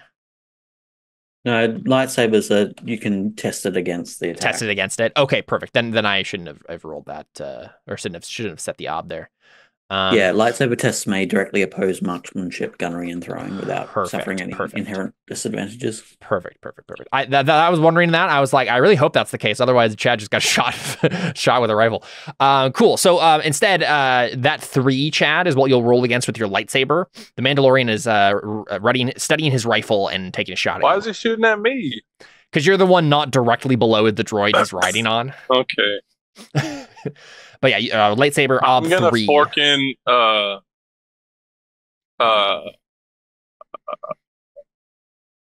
proprioception. I don't think so. It's a training skill. Proprioception allows you to like move faster and stuff, but it's not an automatic fork. Doesn't help me block. Not straight, like according to the rules. Yeah. Or dodge. If we were using something like speed or something to get out of the way as he was firing, then you could possibly spend fate later with proprioception to avoid it. But trying to block it with lightsaber doesn't. I think right now we'll just stick with the rules as written, and you just roll a lightsaber. All right. Yeah. Can we help at all? You can try. You can describe yourself trying to help, and we can decide if that would indeed give him help now. What do you think? I'm thinking like what's his name? Fang is like still like using the telekinesis to essentially just like keep the shooting platform unsteady as they're kind of flipping it around, like still trying to manipulate it. Yeah. So you push the droid back and it wobbles as the guy tries to take a shot. Sure, yeah, that makes sense. Yeah, so you can take 2 dice from that, right? Just one. Just one. Okay, it was my 2 dice for your telekinesis lightsaber. is not as good as my lightsaber. Yeah. Okay. So one, you can get 1 help there, Chad. Okay. Can we use telekinesis on the blaster bullet itself to try and deflect it, or at least move it a little bit off course? Depends it depends on what you believe about the Force. Yeah, you could certainly at the very least try to tip his rifle up, right? Try to push his rifle up with Force. Is that would you be doing that, Olivia? Is that? I think so. Yeah, that makes sense. It would kind of just describe something about your character, right? Like it's like what are you guys paying attention to? What are you guys attempting to do? Because I think what this will do, if Olivia and Josh, if you are both helping Chad here, I think that means that the next thing is the droid tries to attack you, right? Like it gets to make its action next because you're focusing on helping Chad, right? You're not going to get another strike in before it will attack you, right? Well, wasn't the idea of him getting his grey attack was that they were attacking simultaneously? I guess I don't know what you mean. Okay. Okay, Well, so I got two helps. I just don't understand what you're saying, Josh. I'm just wondering why the droid would be getting a separate attack to the one that it was using earlier. Oh yeah, because it already tried to attack us. Because it both simultaneously attacking. Well, that's what I'm saying is like we've kind of like gone through like the different actions that are happening here, and I think the idea would be like narratively what's happening if you're taking a moment to like redirect this, that means that the next thing that happens is the basilisk swipes out at you, right? Because like technically the last thing that happened was it was kind of like defending itself in the same way like Olivia, like you guys will be able to roll lightsaber in response to it attacking you. Right, yeah. Like that's obviously what's going to happen, but I think that'll be narratively what's like the sequence of events here. Okay, yeah. So Chad, go ahead and you can get 2 help then, I believe, from Olivia and Josh. Base op 3. Yep, op 3. You didn't even need your help. Get out of here. Yeah, that's wild. You rolled like 3 6s and they all got successes. That's intense. Okay, yeah. So Chad, you want to describe this to us? Like the guy tries to take a shot at you and just like it's not even that Olivia and Josh are like making him wobble. It was probably maybe even a good shot, but like you just deflect it so good. Yeah, so good. Can I say that it's so good that it doesn't hit him, but it's like right like by his feet and messes him up or something? Yeah, we can say like to do that. We can say narratively at least that it like flies by his head and he's like, like I almost died. Yeah, right? I deflect it, just bink, and it flies right past him. Yeah, and then I look at him like I hate you, even though I'm not supposed to because I'm a Jedi. Caleb, I'm just reading the rules on deflection. So if the shooter is using plasma or energy weapons like blasters and is within the sorcerer's presence, the sorcerer may redirect the bolt to a target within their presence and the blaster's range. So I believe that he can send it straight back at him. I would prefer that. Well, what's the actual rules as to how, like, does he just does it, or? Yeah, it just says that you may redirect the bolt to a target within their presence in the blaster's range. Oh, margin of success for the lightsaber may be spent redirecting the bolt to any target within your presence, limited by the range of the blaster. The margin required to hit is 1 plus penalties for cover, light, and weather. Any remaining margin will be spent to improve the die of fate or move the shot. Okay, yeah, I mean, you got like 5 successes over the obstacle, so that's certainly like you can do any of those things. I honestly think it was pretty much like an ob 1 to deflect it, right? There wasn't any penalties really for range or obstacles or anything. So yeah, Chad, you tell me, where do you hit him? And then we can roll the die of fate and see how much damage it does. It hits him. I mean, if it was up to me, it would hit him in the head. But yeah, sure. Yeah, then you can do that. I wanted to hit him in the head, and if it doesn't kill him, it knocks his helmet off and disorients him very terribly or something. Yeah, I think you do 2. I think it takes 2 successes to redirect to the head from the torso, if I remember correctly. That sounds right. Yeah. Yeah. Now I guess what is it saying here? Is it saying that you can improve the die of fate by +1 per extra success you have beyond that? Is that what it's saying? No,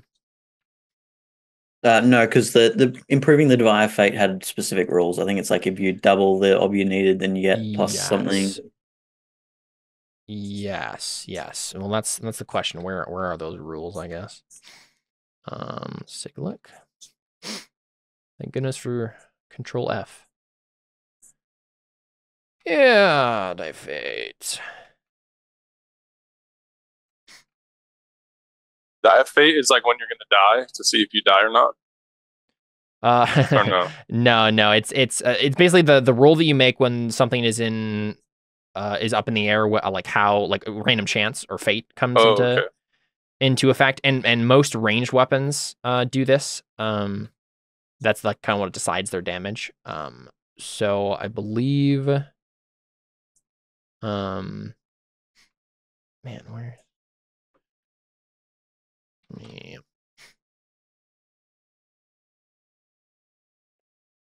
Let me see what the rules are in regular Breeding Wheel. Here we go. Okay, yeah. You exceeded the obstacle. Did you double the obstacle? You did. Yeah. Okay, so you get +2 to this. Go ahead and just click on your character sheet, Chad. The Die of Fate, which should be right above your skills, to the right. Yes. Yeah. Go ahead and click that, and okay, it increases by 2. So we got a 4. So it's a mark then. I'm clicking it. Oh, sorry. I didn't mean to do it twice. No, you're good. You're good. You got that first one. It came up for me. So, cool. Yeah. I thought it would go blip, but it didn't. Yeah. So this guy has a marksman blaster. So it's like a sniper rifle looking thing. It does a B10 wound at a mark. So I'm pretty sure this guy is dead. Except I guess he has armor. So let's take a look. Yeah, he's composite armor. I guess he has a light helmet, which is the same thing. It's 3. The rules work the same way for helmets, Josh. You remember? Yeah, same okay. deal. Okay. So then it's 3 less than that. So it's a B7. Yeah. So you don't kill him, but you certainly we see a hole. Like you probably burned half his face or something, right? His helmet. How does damage to armor work, Josh? I know you looked up all these rules. Yes. So let's resolve the one for the droid first. So roll a die 8 for the droid, and then you subtract the versus armor of the weapon. In lightsaber case, that's 5. So it's. Are you talking about for the lightsaber hit that Olivia did earlier? Yeah. So the lightsaber hit on the droid would have been. I mean, it doesn't really matter because it's got a versus armor of 5. But well, does it get a die of fate roll? Isn't it just the test because it's a lightsaber? Isn't it just based on sort the power? of the mechanics make it so that basically every hit with a lightsaber will reduce it, but I want to go through the mechanics so you can kind of understand. So you roll the die of fate, and then you subtract the versus armor, which for a lightsaber is 5, and then if based on that result, you reduce it or not. So for that one, it's definitely a 1. So I believe for regular armor, it needs to be a 1 to 3, and that reduces it by 1. So the basilisk's armor is reduced by 1. Yes. Yeah. Okay. In that spot. Yeah. I understand. Now for the Mandalorian, it depends if you're using the Mandalorian armor artifact that's in the appendix or not.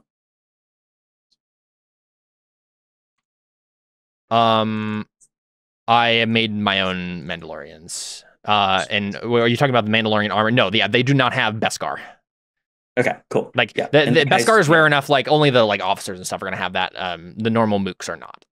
Okay, cool. Yep. So you basically roll the die of fate, subtract the versus armor, and then yes, if it's in the range of 1 to 3, then it gets reduced. If it's in higher than that, it's fine. Okay. If you've got superior quality, it has to be 1 to reduce. But got it. Okay. Yeah. So you did damage to the helmet, and you gave him a B7 wound, right? So the helmet, half of his face is burned off from this. If this guy survives, he's gonna be your mortal enemy and come to you with a half-burned face and have a whole tragic backstory now. Cool. Yep. Sounds good. So you've given him some wound dice. And then, so I think the basilisk is going to take a swipe at the people underneath him, with his savage attack. Probably at Livia's character because, that's who did him the most damage here. I just realized that my overlays, I always meant to make a version of these overlays that also had your character names and switch between them, and I never did that, so I got to do that for next time. I guess I didn't know your character's names until today, so that's probably why that didn't happen. Okay, let's go and roll this. I don't think he has any extra help here. So here you go. So this is, you're going to roll lightsaber against this, Olivia. Up 4. Yeah, so it's a lightsaber roll. Okay. Yeah. What can I pull into this? I guess. Yeah, so this is just the basilisk droid like taking a big swipe at you and trying to like claw you. Should I use force tremors wise? Like, Yeah, that makes sense. I mean, the thing with Force Tremors wise, at least in the last campaign we played, was kind of like the catch-all like fork for all Jedi all the time. I mean, because like when you really like think about it, like, astrology. well, yeah, like how does it not help a Jedi to feel a tremor of the Force in this moment, right? Like, Can I help with lightsaber again? yeah, sure. I think the lightsaber thing again. Yeah. Okay. So 3? 3, 4. 4. Ob 4. No, but 3 forks. 3 help. Yeah, sorry. Okay. Hey, me. No. Oh, 3, 4. 4. Me. Oh, Oof. There you go. Yeah, you guys are fine. Cool. Yeah. So, apparently the Mandalorians are no big deal, actually. This one. That's Well, why one he of was them- crashing. to be fair, you're fighting literally one of them right now. This one was already disoriented to begin with. Yeah, so I'm curious, Josh, what are the actual rules saying about like fighting? So like this guy doesn't have like a shield. So he's like actually, yeah, it's like the droid is hitting him with his arm, and if she deflects it, like it is probably going to do some damage to him. Quite what- possibly, but it's not specifically stated in the rules. Okay, What defending against something does. sure. At least not that I Yeah. can see. Yep. So I think in this case, then we'll just go rules over. I'll look this up beforehand, before next time, and we'll see if we can get a better gauge on like when you deflect things like with like a melee attack, whether or not that. But at the very least, you're threatening him enough with your lightsaber that like the hit does not go through. Right, you're able to dodge out of the way. You're able to lightsaber fight him well enough. Maybe we see like at the very least you score the armor of the thing. Right, we see like a thread of a lightsaber hit the surface, but I don't think it by the mechanics instantly does. Like you don't cut off his leg, on his other leg just because it's you succeed on this roll to dodge it or block it or whatever. Cool. So what's the plan here? You gonna keep fighting them, or you gonna jump on the ship? Like what's happening here? Wait, Olivia's so the character guy is- lived, Yeah, they're both still alive. Yeah, he's just but he's damaged. messed up. Yeah, I mean the droid is certainly like. Honestly, I probably should have given him like a Well, the penalty or Mandalorian, something. no, he's fine. Yeah, well, he's not fine. You've burned off half his face. He's very angry. How determined is he? Is he going to be like writhing in pain, or is he going to be like? That's fair. That's fair. And you know what? I should make a skill test for him. That's how this game works. Good question. right. Like, is he going to run away? Because I Or just Yeah, rolled exactly, an yeah. 8. Yeah, because either he makes a steel test and just stands there, does nothing, right? Or he like says, "Droid, let's go," right? So let's see what happens. Unfortunately for you guys, this guy has 8 steel. But yeah, but he also just had half He his has- face burned. Burn. no, yeah, I do believe that does increase the gives him an odd penalty. Let's check that.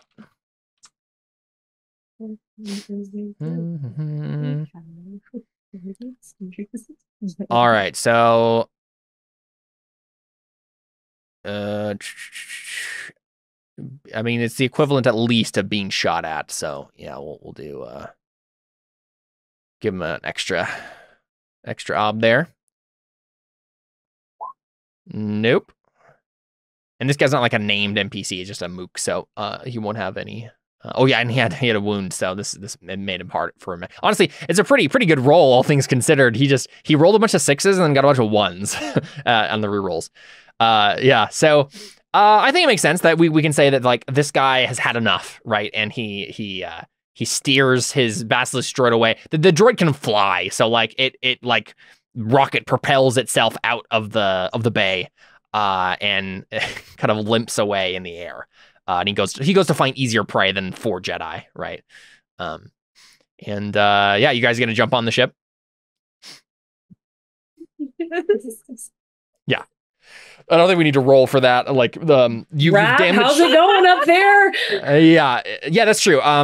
Well, so the thing is, like, I wasn't imagining like the rip is going to like make it so you guys are gonna crash or anything.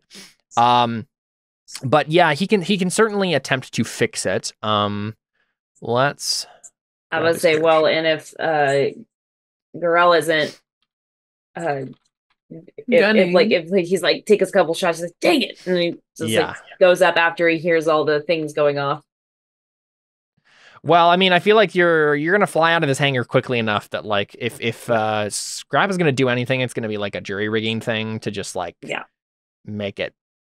Repairs with incompatible parts is one of the obs here. I mean, I'm not a whole lot sure.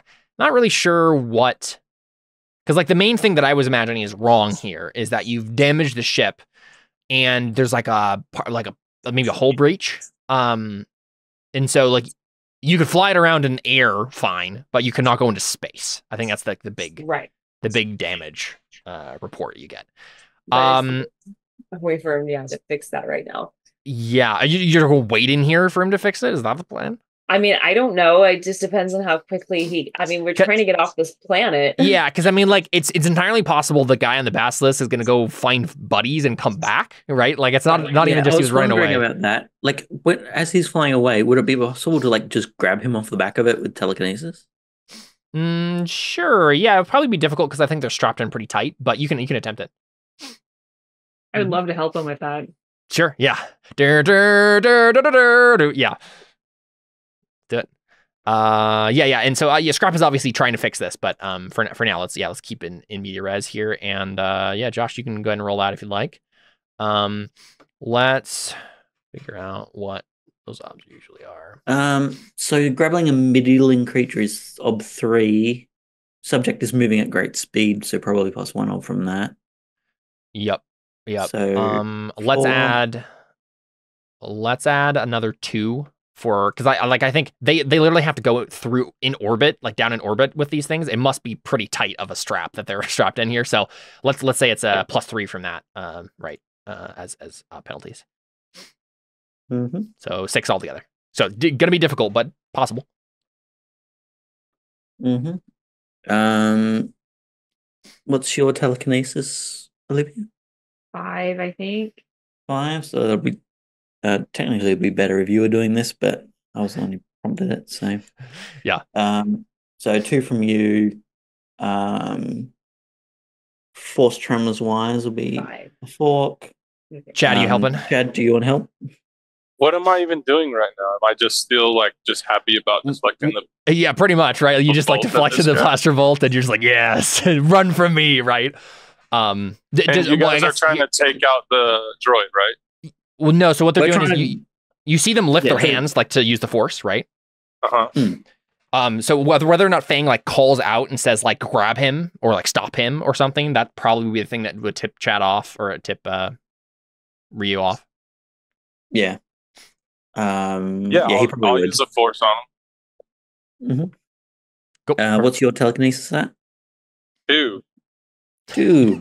Excellent. Well, that bumps it up. I got 4 help currently. I think that's. I'm trying to get some tests on it so I can level it up. I don't think I've got things, and I don't think it's more spur at the moment, so I don't think we're going to do meditation on it. Yeah, that makes sense. Yeah. But I will spend my fate in it because it's a sorcerer's skill. Cool. Oh yeah, that's true. I forgot about that. Rule going forward, whenever you use force abilities, or I think is it lightsaber the only one that that doesn't count? Lightsaber doesn't, but yeah, okay. Telekinesis, telepathy. Yeah, if you're the one rolling, like helping it doesn't matter, but if you're the one rolling telekinesis or telepathy or any other force power, you must spend at least 1 fate point in it when you do so. Yeah, or persona, but yeah, or persona, yeah, some form of fate, some form of Artha. So yes, 4 helps total. Go for it. No Arthur, base obstacle. What did we decide? 6. And submit. Oh, so close. I do get to re-roll. Yep. Can you spend that fate? Failed die. So I'll just go fate. 50-50 chance. Raining on 1 dice. 1. Come on. Yes. Yeah. Nice.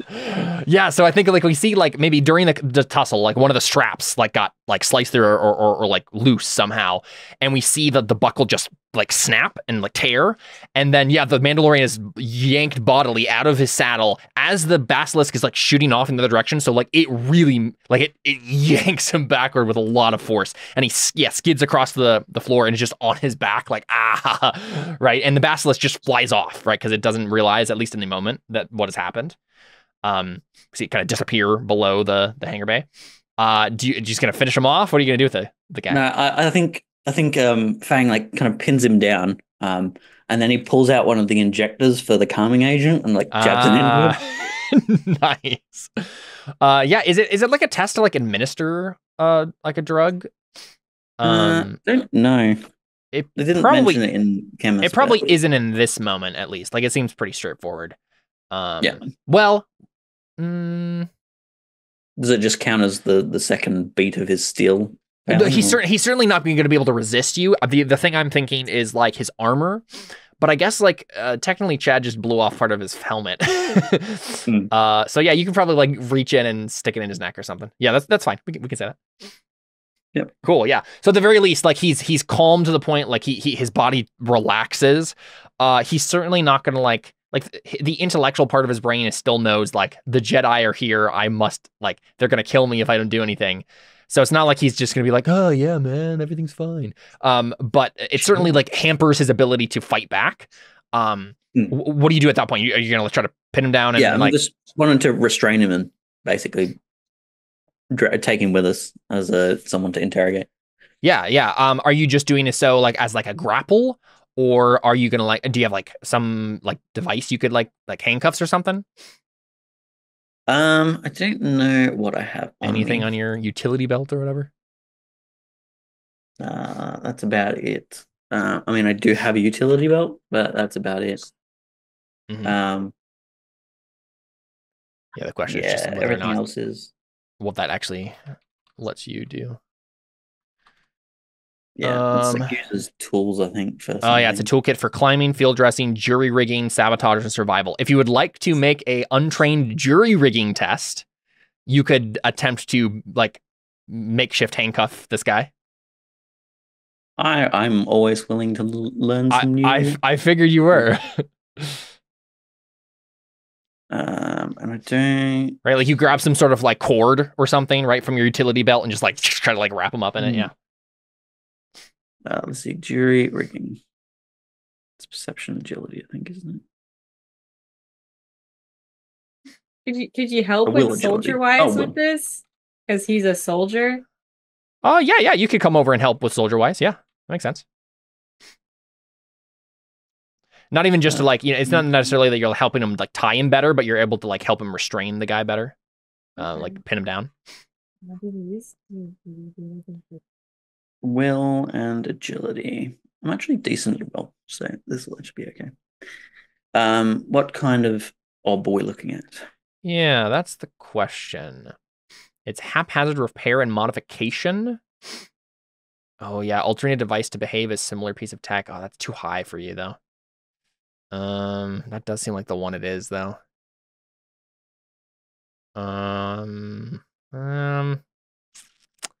Let's do ob 3. Ob 3.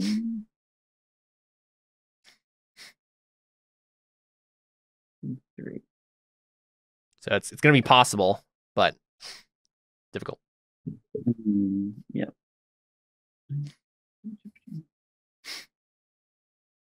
In fact, before I make this test, I want to see that whether as a cyborg from my otherness, I already know how to jury rig things. Aha, yeah, this is a good point to do that. Yeah. So for those of you who don't know what he's talking about, as an alien, as like he chose the like specifically like being a special alien thing in the game. It allows him to make tests on his otherness attribute at various points to basically give his character skills and traits, because all of my race knows how to do this. Like this makes sense. It's a roll, right? Like you attempt to. Yes. Now I had cyborg as a base one. Would being a sorry, I clicked on the wrong thing. Would being a native of a foreign world help me in this or not? Native of a foreign world? Probably not. There's nothing specific there for jury rigging. Yep. Cool. So the obstacle is equal to your character's aptitude for the desired skill. Yep. So my aptitude is 5. Cool. Set skills. So it's an otherness. And every success above the obstacle, you may increase your starting exponent by 1. That's really cool. So no help on this one. Persona in it. And base obstacle is 5. Woohoo! Nice. So yes, I do know how to do such a good roll. Oh my gosh. No right to be that good. Do you want to spend a fade or something to get some more skill in it? Yeah, might as well try. Right now you're at what does it open for you at? I believe aptitude 5, so 2. Would have opened at 2.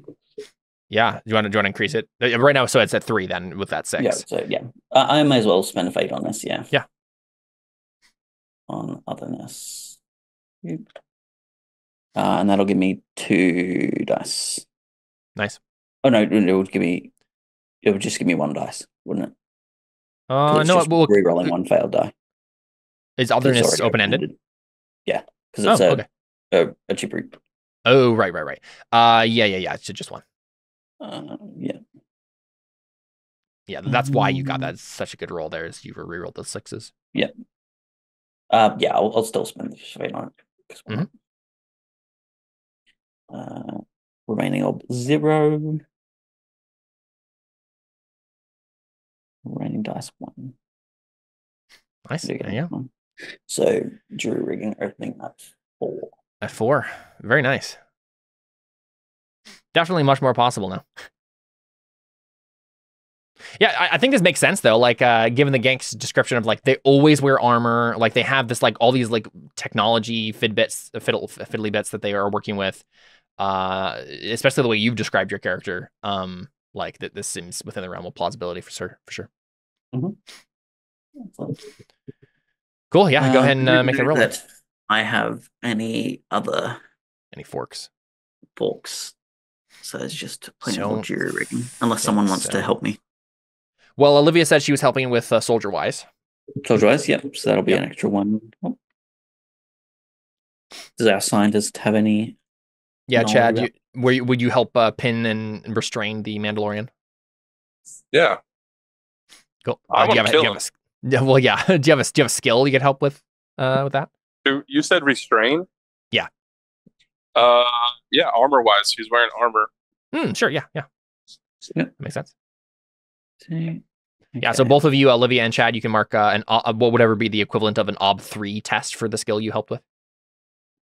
So can you explain that to me again? Yeah, so basically it's like you have 2 in armor wise, right? So it would be an OB 3 test for 2 dice, which is challenging. Anything above the amount of dice you have is challenging. Okay. Equal or a little bit below is difficult, and then if you have like multiple dice. So when Josh rolled telekinesis and I helped, it was just another challenging, I think. Okay, so I have 2. Yeah, I don't think you needed to. But whatever. Okay. It's fine. You need to just make some tests yourself on low ob telekinesis stuff. I pick up the cup to drink it. Base obstacle 3, wasn't it? Yes. Like when Anakin flies the apple over to what's her face? Yikes! That wasn't too good. You want to give yourself a call-on trade for jury rigging with otherness now? Possibly. I'm not sure what things there are, but what was there is a call-on trade for jury rigging. Yeah. What is it? Do you have fate left? I have 1 fate left, but yeah, you can do that too. We may as well see if I have that other thing as well. Mm-hmm. Let me find it. I think it's Reclaimer. Call on for tests for appraisal and jury rigging with scavenged items. I guess that's not exactly what you need here, actually. Because, like, I don't know if it counts as scavenging if it's you take it from your utility belt. Mm.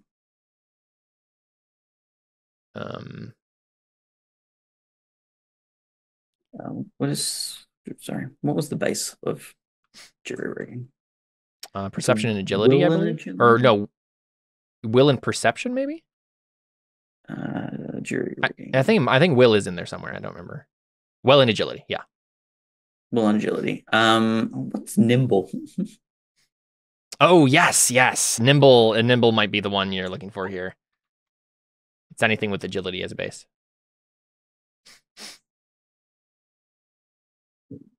I think it's just two die colon. 2-point colon.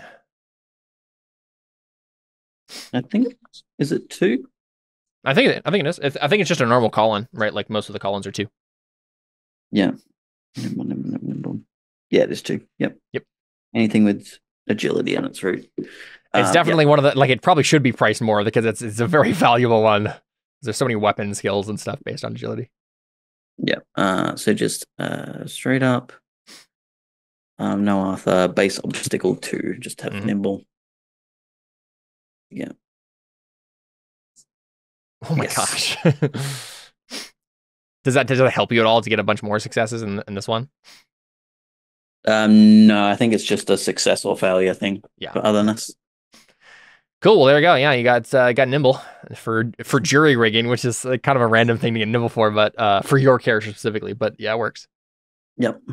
Does that add some fun dimensions to your character? I like the idea that you can like work with technological fiddly bits because of your like the way the gank always wear armor and like upgrade their armor and stuff. Yep.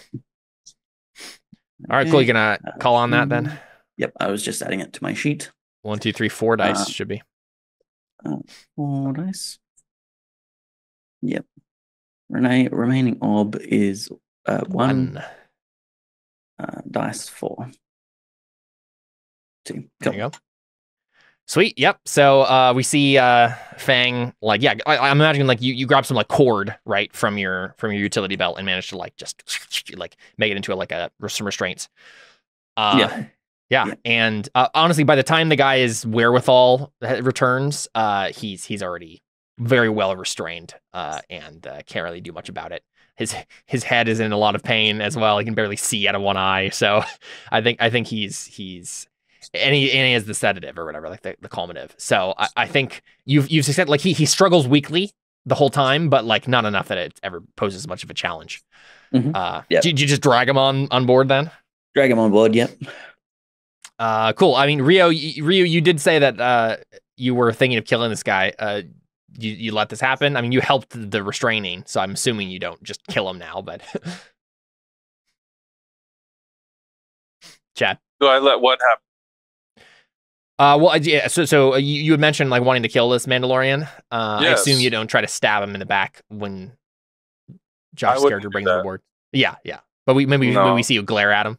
I can't do that. I'd like to think that you just like help him restrain him, and then you're just like, wait. I know that's what I was wondering. I was wondering if like it wouldn't make that much sense, but it would be kind of funny. Yeah, but I can't. Yeah. No, his help was to like manipulate the thing so it's a slowly self-tightening tie. Prejudice. I don't kill him. Yeah, you the way you help him is like he's actually like garroting himself and then he just dies. Yeah. Okay. Yeah. So you drag him on board. Alyssa. I guess we can have Scrap make that roll now to see how well the repairs are coming along. Yeah, because we gotta figure out if we could get off this planet or if we're gonna have to fly somewhere else. Exactly. Yeah. The big thing I'm wondering here is whether or not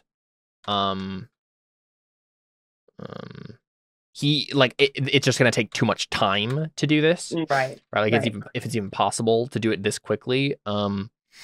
Let's see. What does mechanics tell us about repairing and stuff? Repair. Yep. Hard points. Aha. They're in the vehicles chapter. All the ops for repairing stuff. Should be pretty straightforward then. Let's see. No. There we go. Vehicular repairs. Yeah, structural tolerances. Yeah, it's probably just a breach. So reduces the ship's power and integrity by 1 die. Repairs. Here we go. It is a breach. So it's an Ob 3 mechanics, I believe. Yeah, mechanic can repair anything small through massive. Fabrication may be used to repair anything gigantic through tremendous. Shipwright may repair any vehicle of any size. Let's see. I guess that's the question. What size is light freighter, though?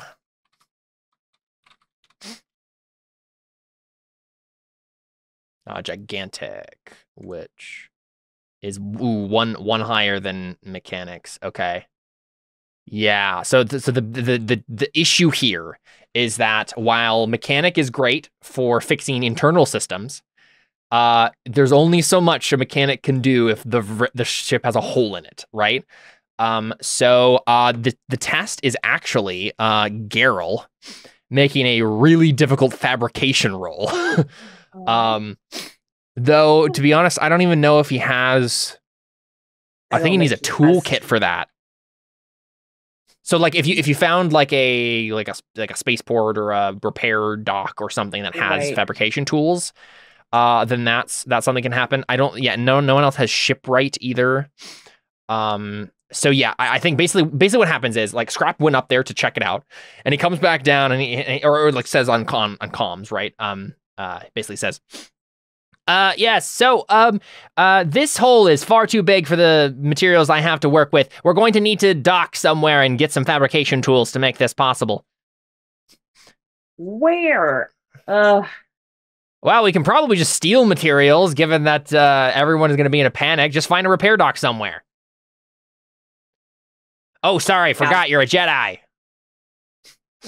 Aren't Jedi like fine with stealing? Well, I mean, they're fine with like having no possessions, but that's different from being fine with stealing. Like they'll just steal a speeder that's sitting there and go chase after people, like the cops. Well, to be fair, that was like that was Anakin and Obi-Wan. I don't think they stole those. I'm pretty sure those belonged to Padme. What about like they were at her that was like apart- a taxi? Well, yeah, that's true. That's fair. Okay, so what would this be, Caleb? To like find a place on Taris where we could go get these supplies. Sounds like a circles test to me, my friend. Okay. Circles test involved? Oh man. Okay. Right. It's like, do you know a guy who has a repair dock nearby? Right. Crap. Okay. I don't want circles. Okay. I love this because I didn't even necessarily need to like MacGuffin the fact that you can't go off of Taris. You quite literally do not have the tools according to the rules. So. Now I do have familiar face. So I do have a call on for circles, even despite the fact that I only have a 1 in it for some reason. Yes, I think we talked about this. The fact you're going to fail circles a lot. Yeah. It'll be fine. All right. Well, let's have a bunch of enemies. Shall we fail a circles roll? Let's do it. Is there any way that we can help with that? Yeah, that's the question. It depends on what kind of person specifically that Alyssa is trying to find. Right. So first would be. Well, am I finding a person or a place? I guess that's you're finding a person because that's what circles does. You could, I suppose you could roll like a different skill if you wanted to know where a place is. But the question, you won't know who's there or what this, like whether or not you can just walk in. Rolling a circles test would be like, a person who has a repair dock and you can talk to them when you get there. Right. Okay. Yeah. And also like making the circles test is going to get you. Like, as long as you succeed, it's going to give you a persona point for your belief. If you fail, you're still going to get a fate point because you worked on it, right? Right. Okay. So okay, at the very least, like knowing a repair guy is just kind of like an ob one test, but like the situation when you find because him, it's quickly.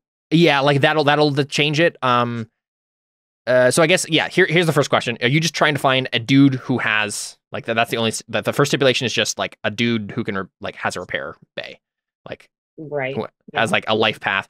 What settings do you have? Trying to figure out this is easier or harder. That's a good question. I don't remember which settings they're part of. I think you're in Drifter all the way through. No, except for Jedi Sentinel. You went to Substratal or whatever it is, the depths, the sunless depths. I'm sure that there's some life path for maybe one or both of those. That makes sense. Let's see. Not salvager. Astro mechanic. Well, I guess he doesn't have. Let's look and see who has fabrication on their character sheet.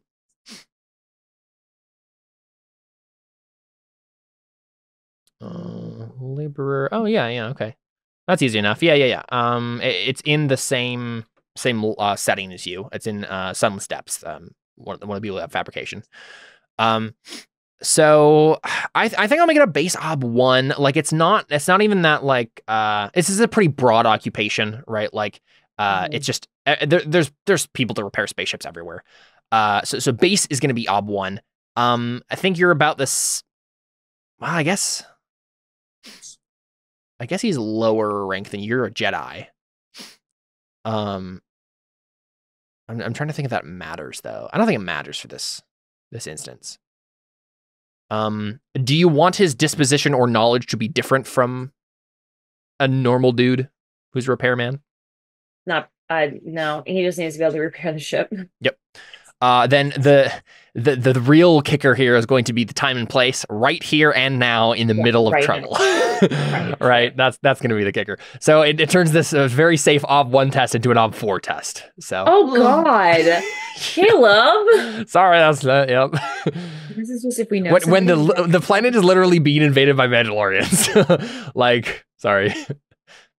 I know, but there's no way. Yes. So here's the question: does anyone else have life paths in Sunless Depths? Actually, hey, your mechanic friend does. So at least he can give you a die here. Garrel can give you a die. Okay. Anyone else have a Sunless Depths life paths? I don't think anyone else did. I'm too rich and hoity-toity to have any of these Sunless Depths. And I'm pretty sure Chad was just a Jedi all the way through. Just like monastic stuff. I think so too. Yeah, I don't think. Yeah, my person is like mostly military, so no. Yep. All right, cool. Yes, you can get 1 die from Garrel, but that's about it. Awesome. Yeah, crud. I really don't want to use my 1 persona on this. Like the chances of me getting this anyway are really low. Yeah. All right. Well, here we go. 2v4, and then just hope that I get 2 successes, and some I sixes can maybe. Yeah, something like that. A real kicker, isn't it? Okay. Wild. Yeah. All right. Well, you can spend your call on to reroll 1 die. But like the session's about to be over, so that's right? True. That's true. Right. I might as well. Right. Yeah. There's pretty much no reason not to. There's no harm in it. Okay. Sure. Okay. And if you get a 6, right? You never know. You know, God could be on my side today. Well, you know, let's see if those. Can I just like prophesy right now into this that God is going to get into the Force. Into the Force. Yeah. There we go.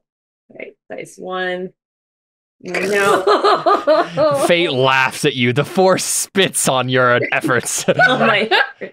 That is a 1. False prophet right here. Okay, so here's the question, right? Like the real reason this fail is because of you're right now here now in the middle of trouble. Is it that like do you show up and he's like not there and like all of his stuff is like shut down or something? Is that what we're thinking? Is it okay? You know what I think it is. This is what it is. You get there. I just answered my own question by just starting to talk.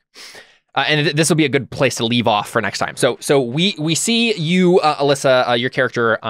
You basically say, okay, sounds good, right? Like, I know a guy. We can go there. It's nearby, right? It's real quick.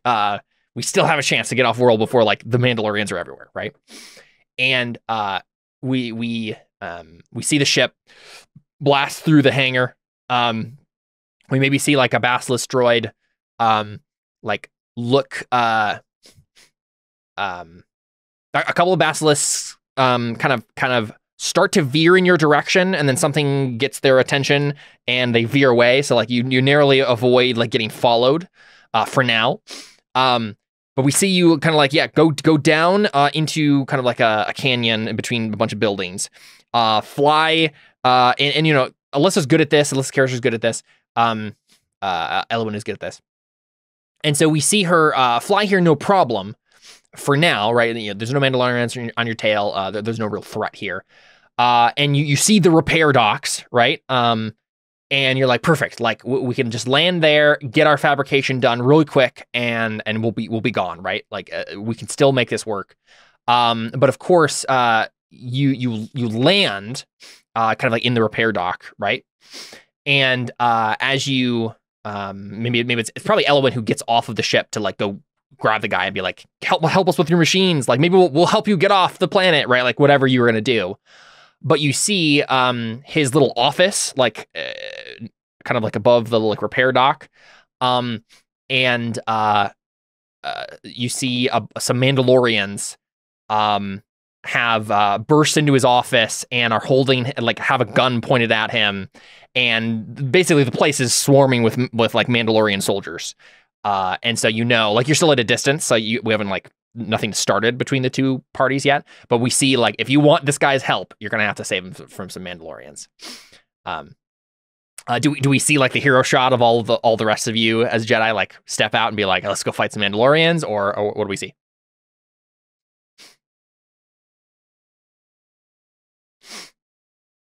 Does Elwyn call back into the ship and be like, guys, we have some business to take care of, or whatever?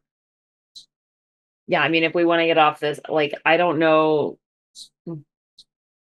what else we could. I mean, and plus, like, I think all or of you us just be like, bye, good luck, to, like, you know, protect people. Yeah, like, exactly. Jin's gonna want to do it. It's part of my instincts to help. Yeah. That's what I figured. So I guess part of my question is, like, were all of you coming off the ship, or was it just Elwyn, and did she have to like call back and get you guys? Sorry, say that again. As in, like, what was the order of operations here? What was the plan when you got here? Was Elwyn just going to get off the ship and go grab the guy, and everyone else was going to stay on the ship? I think that was the plan, but right. So we see, like, Elwyn like call back. I see it as like I'm flying, so I'm like, gear up. Well, no, I think like you didn't notice, because I think you parked the ship, like you got in the repair dock, and we saw your character go down the ramp, right? Like the ramp was like going down, and you're like, you're gonna go grab the guy, right? And then that's when you notice like a bunch of Mandalorians over by. His, okay, like, so yeah, Elwyn comes out, and I think she just like, we see her like her lightsaber for the first time, and she's just like, guys, we got more company. Perfect. Yeah, and then we just hear some lightsabers. Yeah, we hear some lightsabers ignite from inside the ship, but we don't actually see it yet. And I think we hard cut our episode there. We can pick up next time. Let's go ahead and do what we do at the end of every session and go through everybody's beliefs and whatnot, and hand out some Artha. Ryu, let's check with you first. I don't think I did anything on my beliefs and instincts. Yeah, it was a lot of like fighting the guys in the hangar bay.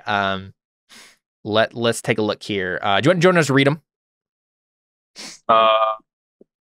Yeah. Well, can I just read the second part, or do you want me to read all of it? I'll just read all of it. Just read all of it. We're still getting like familiar with the characters and stuff. Yeah. Okay. So I believe that the Jedi Order is a force for good in the galaxy, but it must change course. I will persuade another Jedi scientist to recognize the Mandalorian threat so we can work together to combat it. The resources the Jedi Order has at their disposal offer the best chance to find a weakness in the Mandalorian's armor. I will hide my true research from any Jedi I do not trust, ensuring it stays secret at all costs. Oh man, we you know what we should have done? I just thought of this. What we should have done is when you were giving the culminative to Josh's character, we should have had you make some sort of roll to like hide your other, like, because you were like, he was like helping you carry stuff on the ship. We should have had a moment there where like he could have noticed something like that he shouldn't have. That could have been a moment. We could probably have that but later. I feel like I would trust these people already. Okay, yeah, I You know that's what I fine. mean? Yeah, I guess that answers the question for us then. Yeah. Finding a counter to Mandalorian armor is the key to defeating them. I will protect my research and find a way to escape Taris. I could probably do that next game. And you're actually working on it right now, right? Finding a way. You're protecting your research by fighting things. You're finding a way off Taris by helping them fight things, right? This is a fate point. This is the main driving goal that everybody has right now. We did recently acquire a set of Mandalorian armor with a dude in it. That's true. That's very, very true. Yeah. But his armor's weak. Yeah, it is not a Beskar. Yeah. And that's the real thing, right? It's like not all the Mandalorian soldiers have it. Like it's a rare material. It's just that like when you get into a fight with like the big guys, right? Like the elites of the Mandalorians, they just carve through the Jedi because there's no defense against it, right? Or rather, there's no offense against it. Actually, so I should have helped that guy with his wounds if I was going to follow my instincts, and I didn't because I hate him so much, I guess. Yeah, I mean, hey, that tells us something about your character. Yeah. Always defend the reputation of the Jedi Order despite our disagreements. Always tend to the medical needs of those around me, even my enemies. If I find myself in a bad situation, then I will use science to find a solution. Well, here, Chad, like technically, like there was a moment there where Alyssa was flying the ship over here. The Elohim was flying the ship over here. Was that where you were doing while the ship was flying over there? Were you tending to the Mandalorian's wounds? You can decide no, but I feel like I wouldn't at that point, but I think maybe once he's on our ship, maybe next time, yeah. Then, and I see him like getting worse because his wounds are just bad. Then he is on your ship right now. As a note, like, but yeah, like I assume you just kind of shoved him somewhere for now. And once you guys are like actually in the ship going somewhere, that might be the time to do it. Yeah. Okay. So cool. I'm cool with the one fate. Exactly. Here's a note. I believe that MIDI wounds get worse if they're not treated in a certain amount of time. Isn't it like a session that they have to be treated? So I mean that's like a choice, right? What do you mean if I help him or not? Yeah, right. Exactly. Because it would be it would actually be like immoral to let him get worse, knowing he's going to get worse. Right. That I think that's the idea, right? Yeah, I'll help him. Okay. Yeah. I think we can make that roll now, right? Like that's something you would have done. So let's take a look at what you actually have here. Isn't like what's the actual skill to do this? I don't know actually. I'm looking at them. Stewardship. You can use stewardship to staunch the flow. Oh, field dressing. Yeah.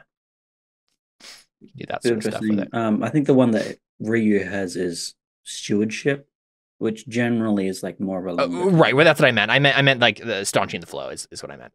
Field dressing is oftentimes okay. So I can roll stewardship, and I can fork in anatomy, illness wise. Mm-hmm. Well, no, I don't know. He's not sick. He's yeah, but illness should cover like any injury. Well, injury wise, you kind of have to pick and choose. I don't know if there's a word that covers both sicknesses and you can only get so broad with wises. Yeah, I don't think that would make sense here. Anatomy obviously works. Yeah, I mean, yeah. I can fork in chemist because maybe I'll use some compound to help them. Here's one, Chad. Well, where did you get illness wise from? Was that one that you added manually, or was it? Let me pick it because steward. I was a steward. Yeah. That's what I was wondering. I'm a physician too. I was going to say if it was like something you would customize, then we could switch it to like something like treatment wise or something. Oh but no, I think it was an option for physician. That makes sense. Yeah. Okay, so anatomy makes sense. Chemist. I think so. Yeah, I mean the stuff you can medicine that I made. Yeah, the stuff you can make with chemist. It makes sense to be a fork here. And I could maybe fork in armor wise if there's chunks of armor stuck in his skin. Oh yeah, that makes sense. Yeah.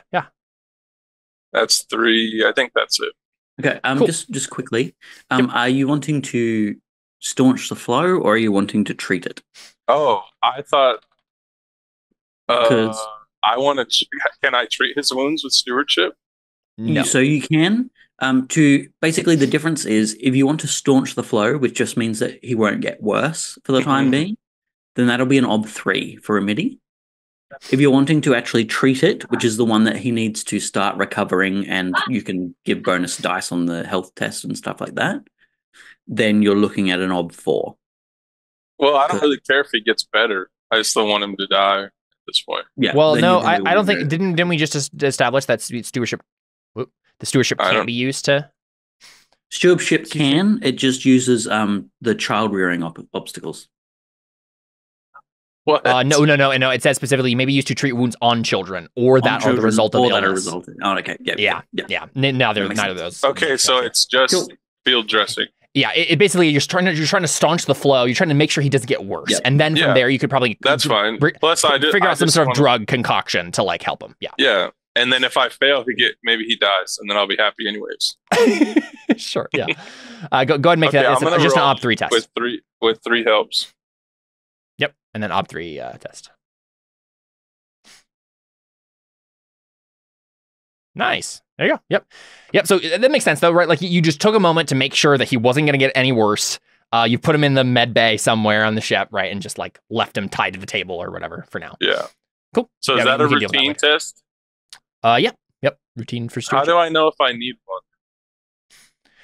It will tell you the numbers there, right? So 3 R, 2 D, 1 C. Yeah, okay. Those are the numbers. I never knew that. All these games we played, I never knew that. Now I do. That's funny.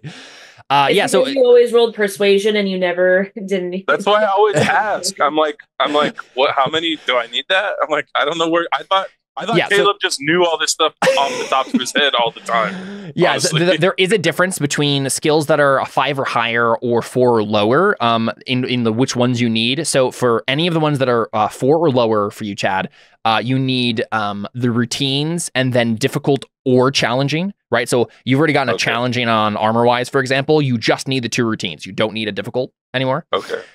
When it gets to 5 or higher, so for example, for your lightsaber, now you need no routines, but you need difficult and challenging to advance it. Okay. Understood. Yeah, so real quick, Chad, you were using stewardship to do this. So I'm imagining we're seeing this probably as like the same way you would treat the people in the temple, right? Like this kind of like kind, like monastery way of like aesthetic way. What does that look like? Well, he's probably laid out in our med bay. Do we have one on this ship? Is it big enough? I think so. I'll check, but you at least have somewhere. Otherwise, he's going to be like on a couch somewhere in the common area. Someone's bedroll or something. Yeah, or a bed.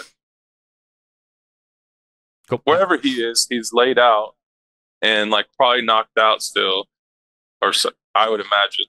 And if he's handcuffed to the table or bed or whatever, and I'm like dressing his wounds and just being nice to him. You know where he is? He's probably in your workshop, right? That's the place where all the medicine he could is. be in the lab, Yeah, we can say that there's some sort of like bed there.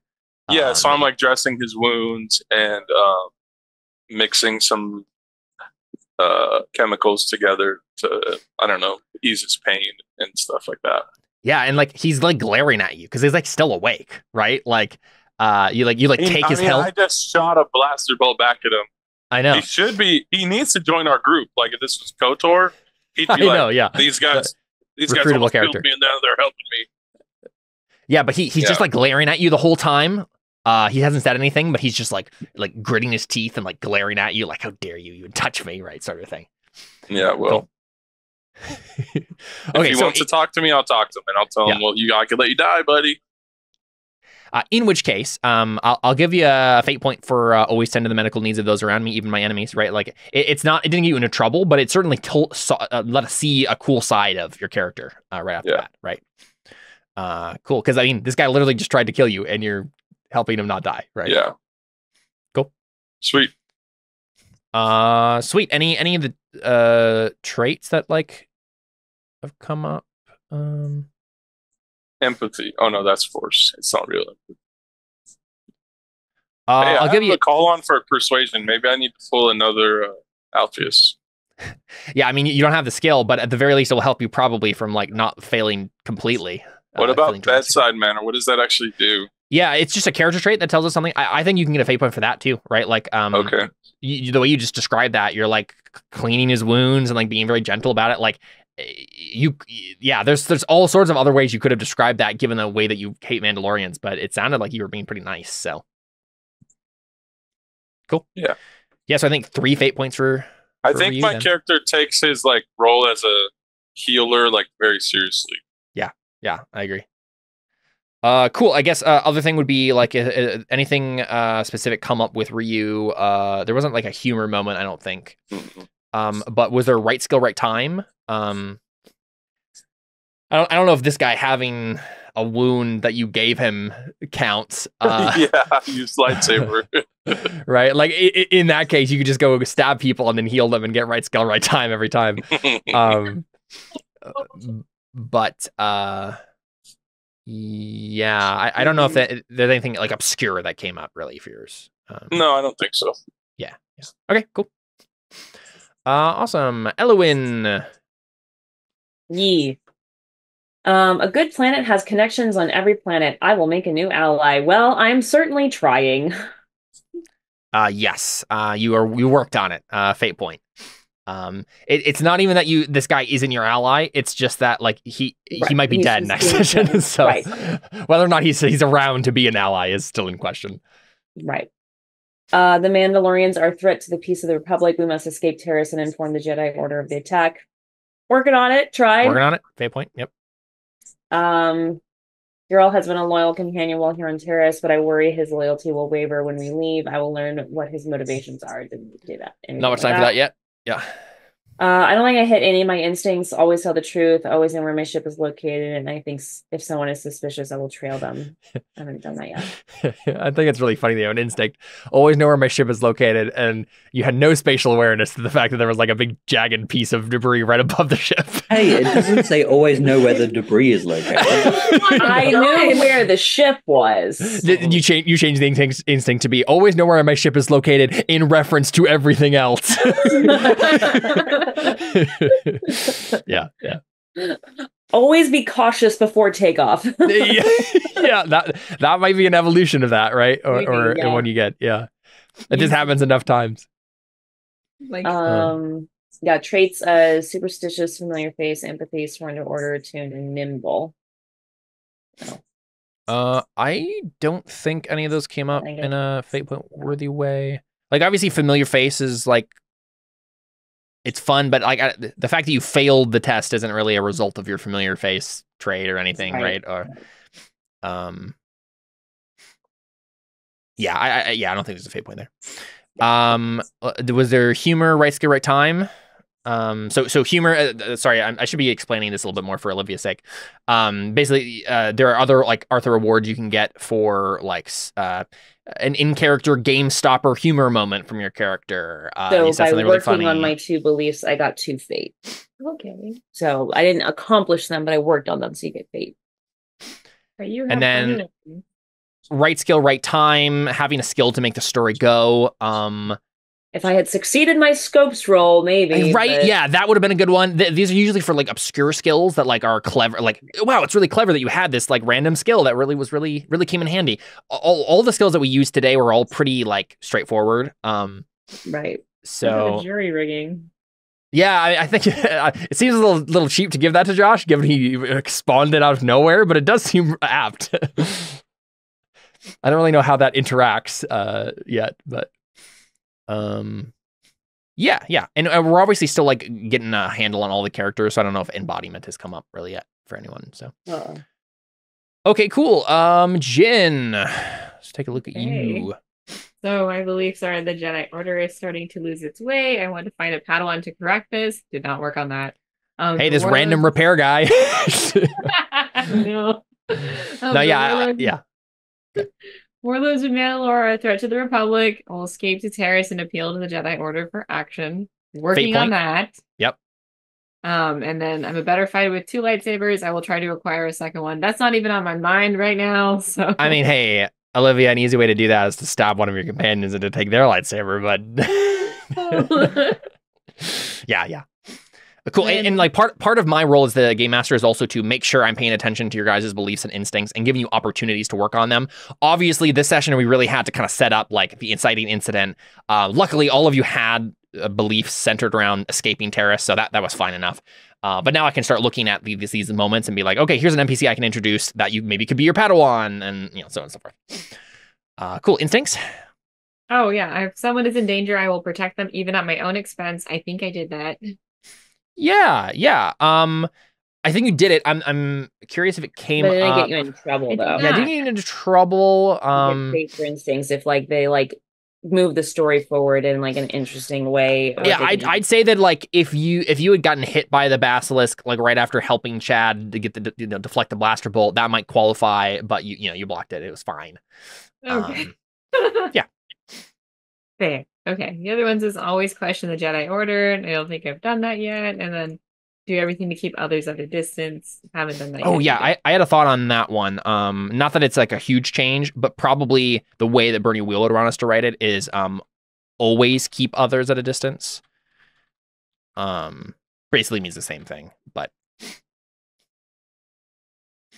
All right, cool. Yeah, those didn't come up yet. I do love it that I don't think I realized the first time that your instinct was always question the Jedi Order. That's gonna be great. There's gonna be a lot of talking to Jedi in this game, and I love that you're just gonna question everything they possibly say. It's gonna be amazing. But why? Yeah, exactly. But By why? what standard? Yeah. Traits. I don't know if they came up. No, lonesome today. and prominent scar, and then empathy, attuned, sworn to the order, knighthood, and fearless. Oh yeah, empathy is something to pay attention to for all of you guys. You got magical light type powers you can tap into. That might come up next time.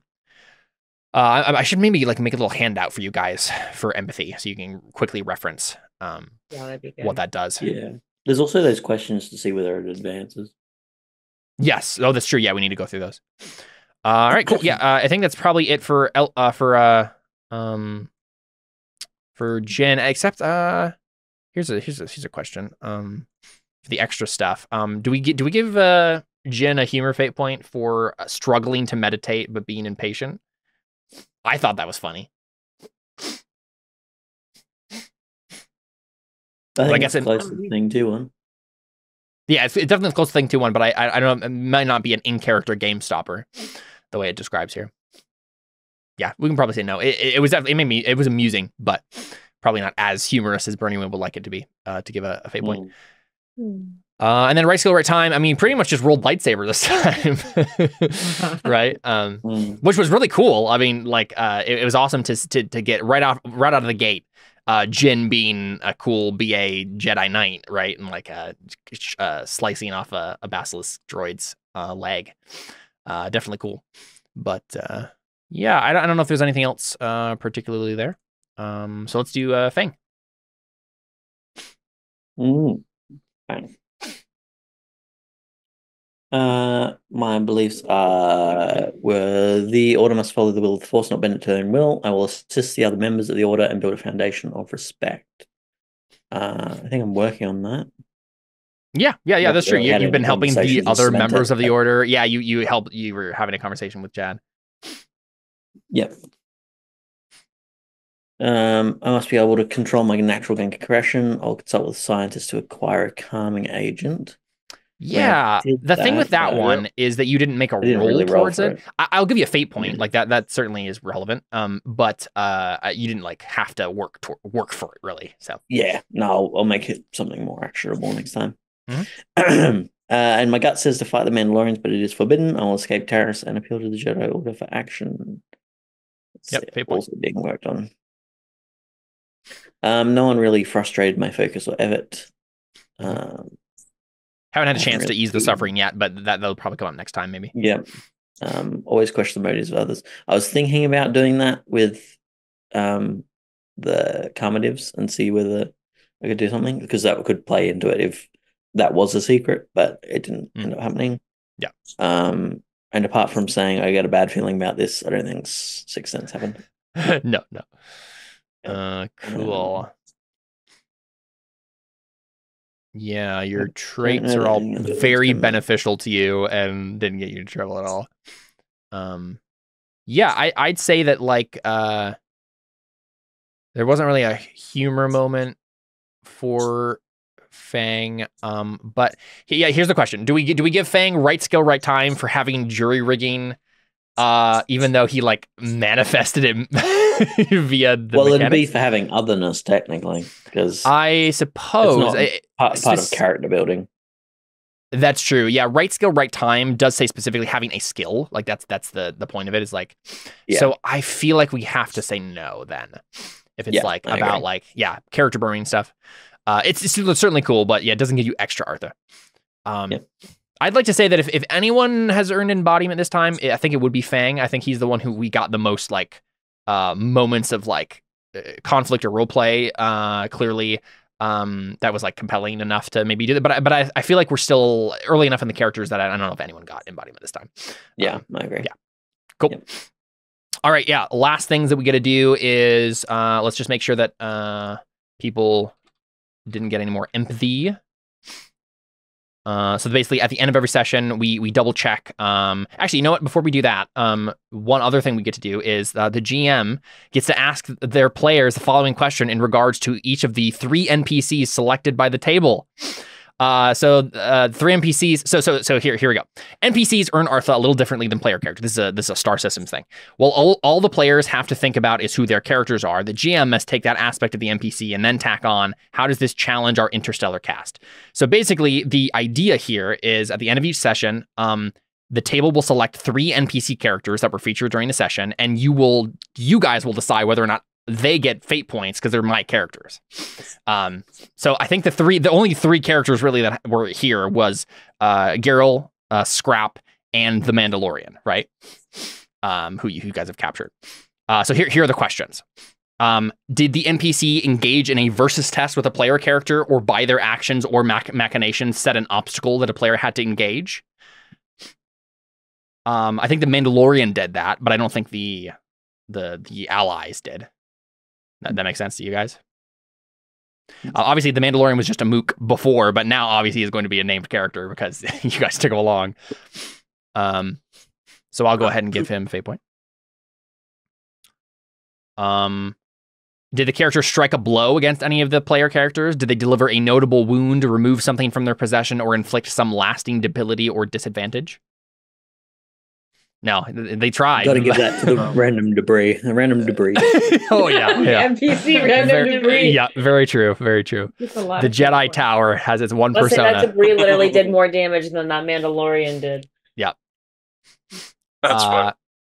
Did the NPC earn a narrative victory? Did they accomplish something that has no apparent mechanical benefit but forces the player characters to reevaluate their strategy or plan of action for future sessions? He didn't die, so I had to take care of him. Yeah, I don't think it counts as a... Yeah, I don't think that counts. I know, he didn't like do something. That was a joke. Yeah, Jedi Tower has been earning all the Artha today. But yeah, I don't think if it's fine with you guys, I don't think any of the characters got that either. Let's see. NPCs could also be nominated for embodiment by any player if a player felt like they or their character became conflicted by dialogue or a speech the GM delivered in character. Probably not. Or a player felt like an NPC's action forced them to make a difficult decision. Maybe Chad's character. Yeah, Or that's is it- true. Yeah. I think that What did counts, I right? do? The Mandalorian pilot had to, like, his actions fighting you guys forced Chad to have to make a, specifically the guy shooting Chad, right, and him deflecting it back, made Chad have to make the difficult decision to whether or not to save the dude or not, right? Like, do you use his healer stuff? Does that qualify to you guys? Does that make sense? Yeah. Cool. I'll give him a persona then. Sweet. And then you can give these points to NPCs, but I sincerely doubt anyone changed the very structure of the galaxy.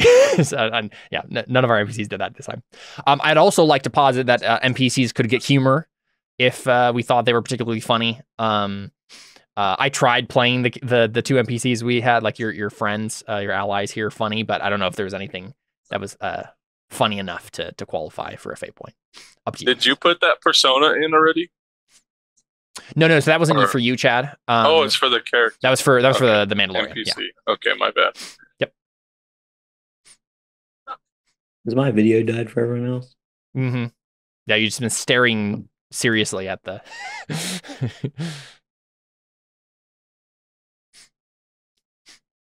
That's not working at all. Fun. Cool. Well, while you figure that out, the last thing is empathy. So this is basically, if you guys did Jedi things, right? Let's see if we can find the most dramatic one.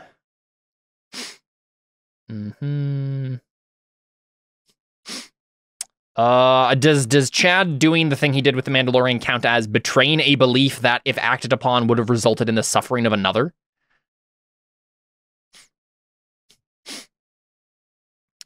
I don't know if do you have a belief? No, yeah, your beliefs aren't really against the Mandalorians specifically. It's about like their armor. It's kind of like intellectual way of it. Yeah, so I don't think that counts. So I need to make one that says I hate Mandalorian. Right, yeah, that might come up. Okay. Let's see. Providing aid when the actuals certainly end up costing you. Does this count? Providing aid when the actuals certainly end up costing you? I don't know if it does. Would it certainly end up costing you? Inner turmoil. Yeah, I don't know if that counts. Yeah, I think nothing there so far. Sticking your neck out for someone who doesn't deserve it. He doesn't. Yeah.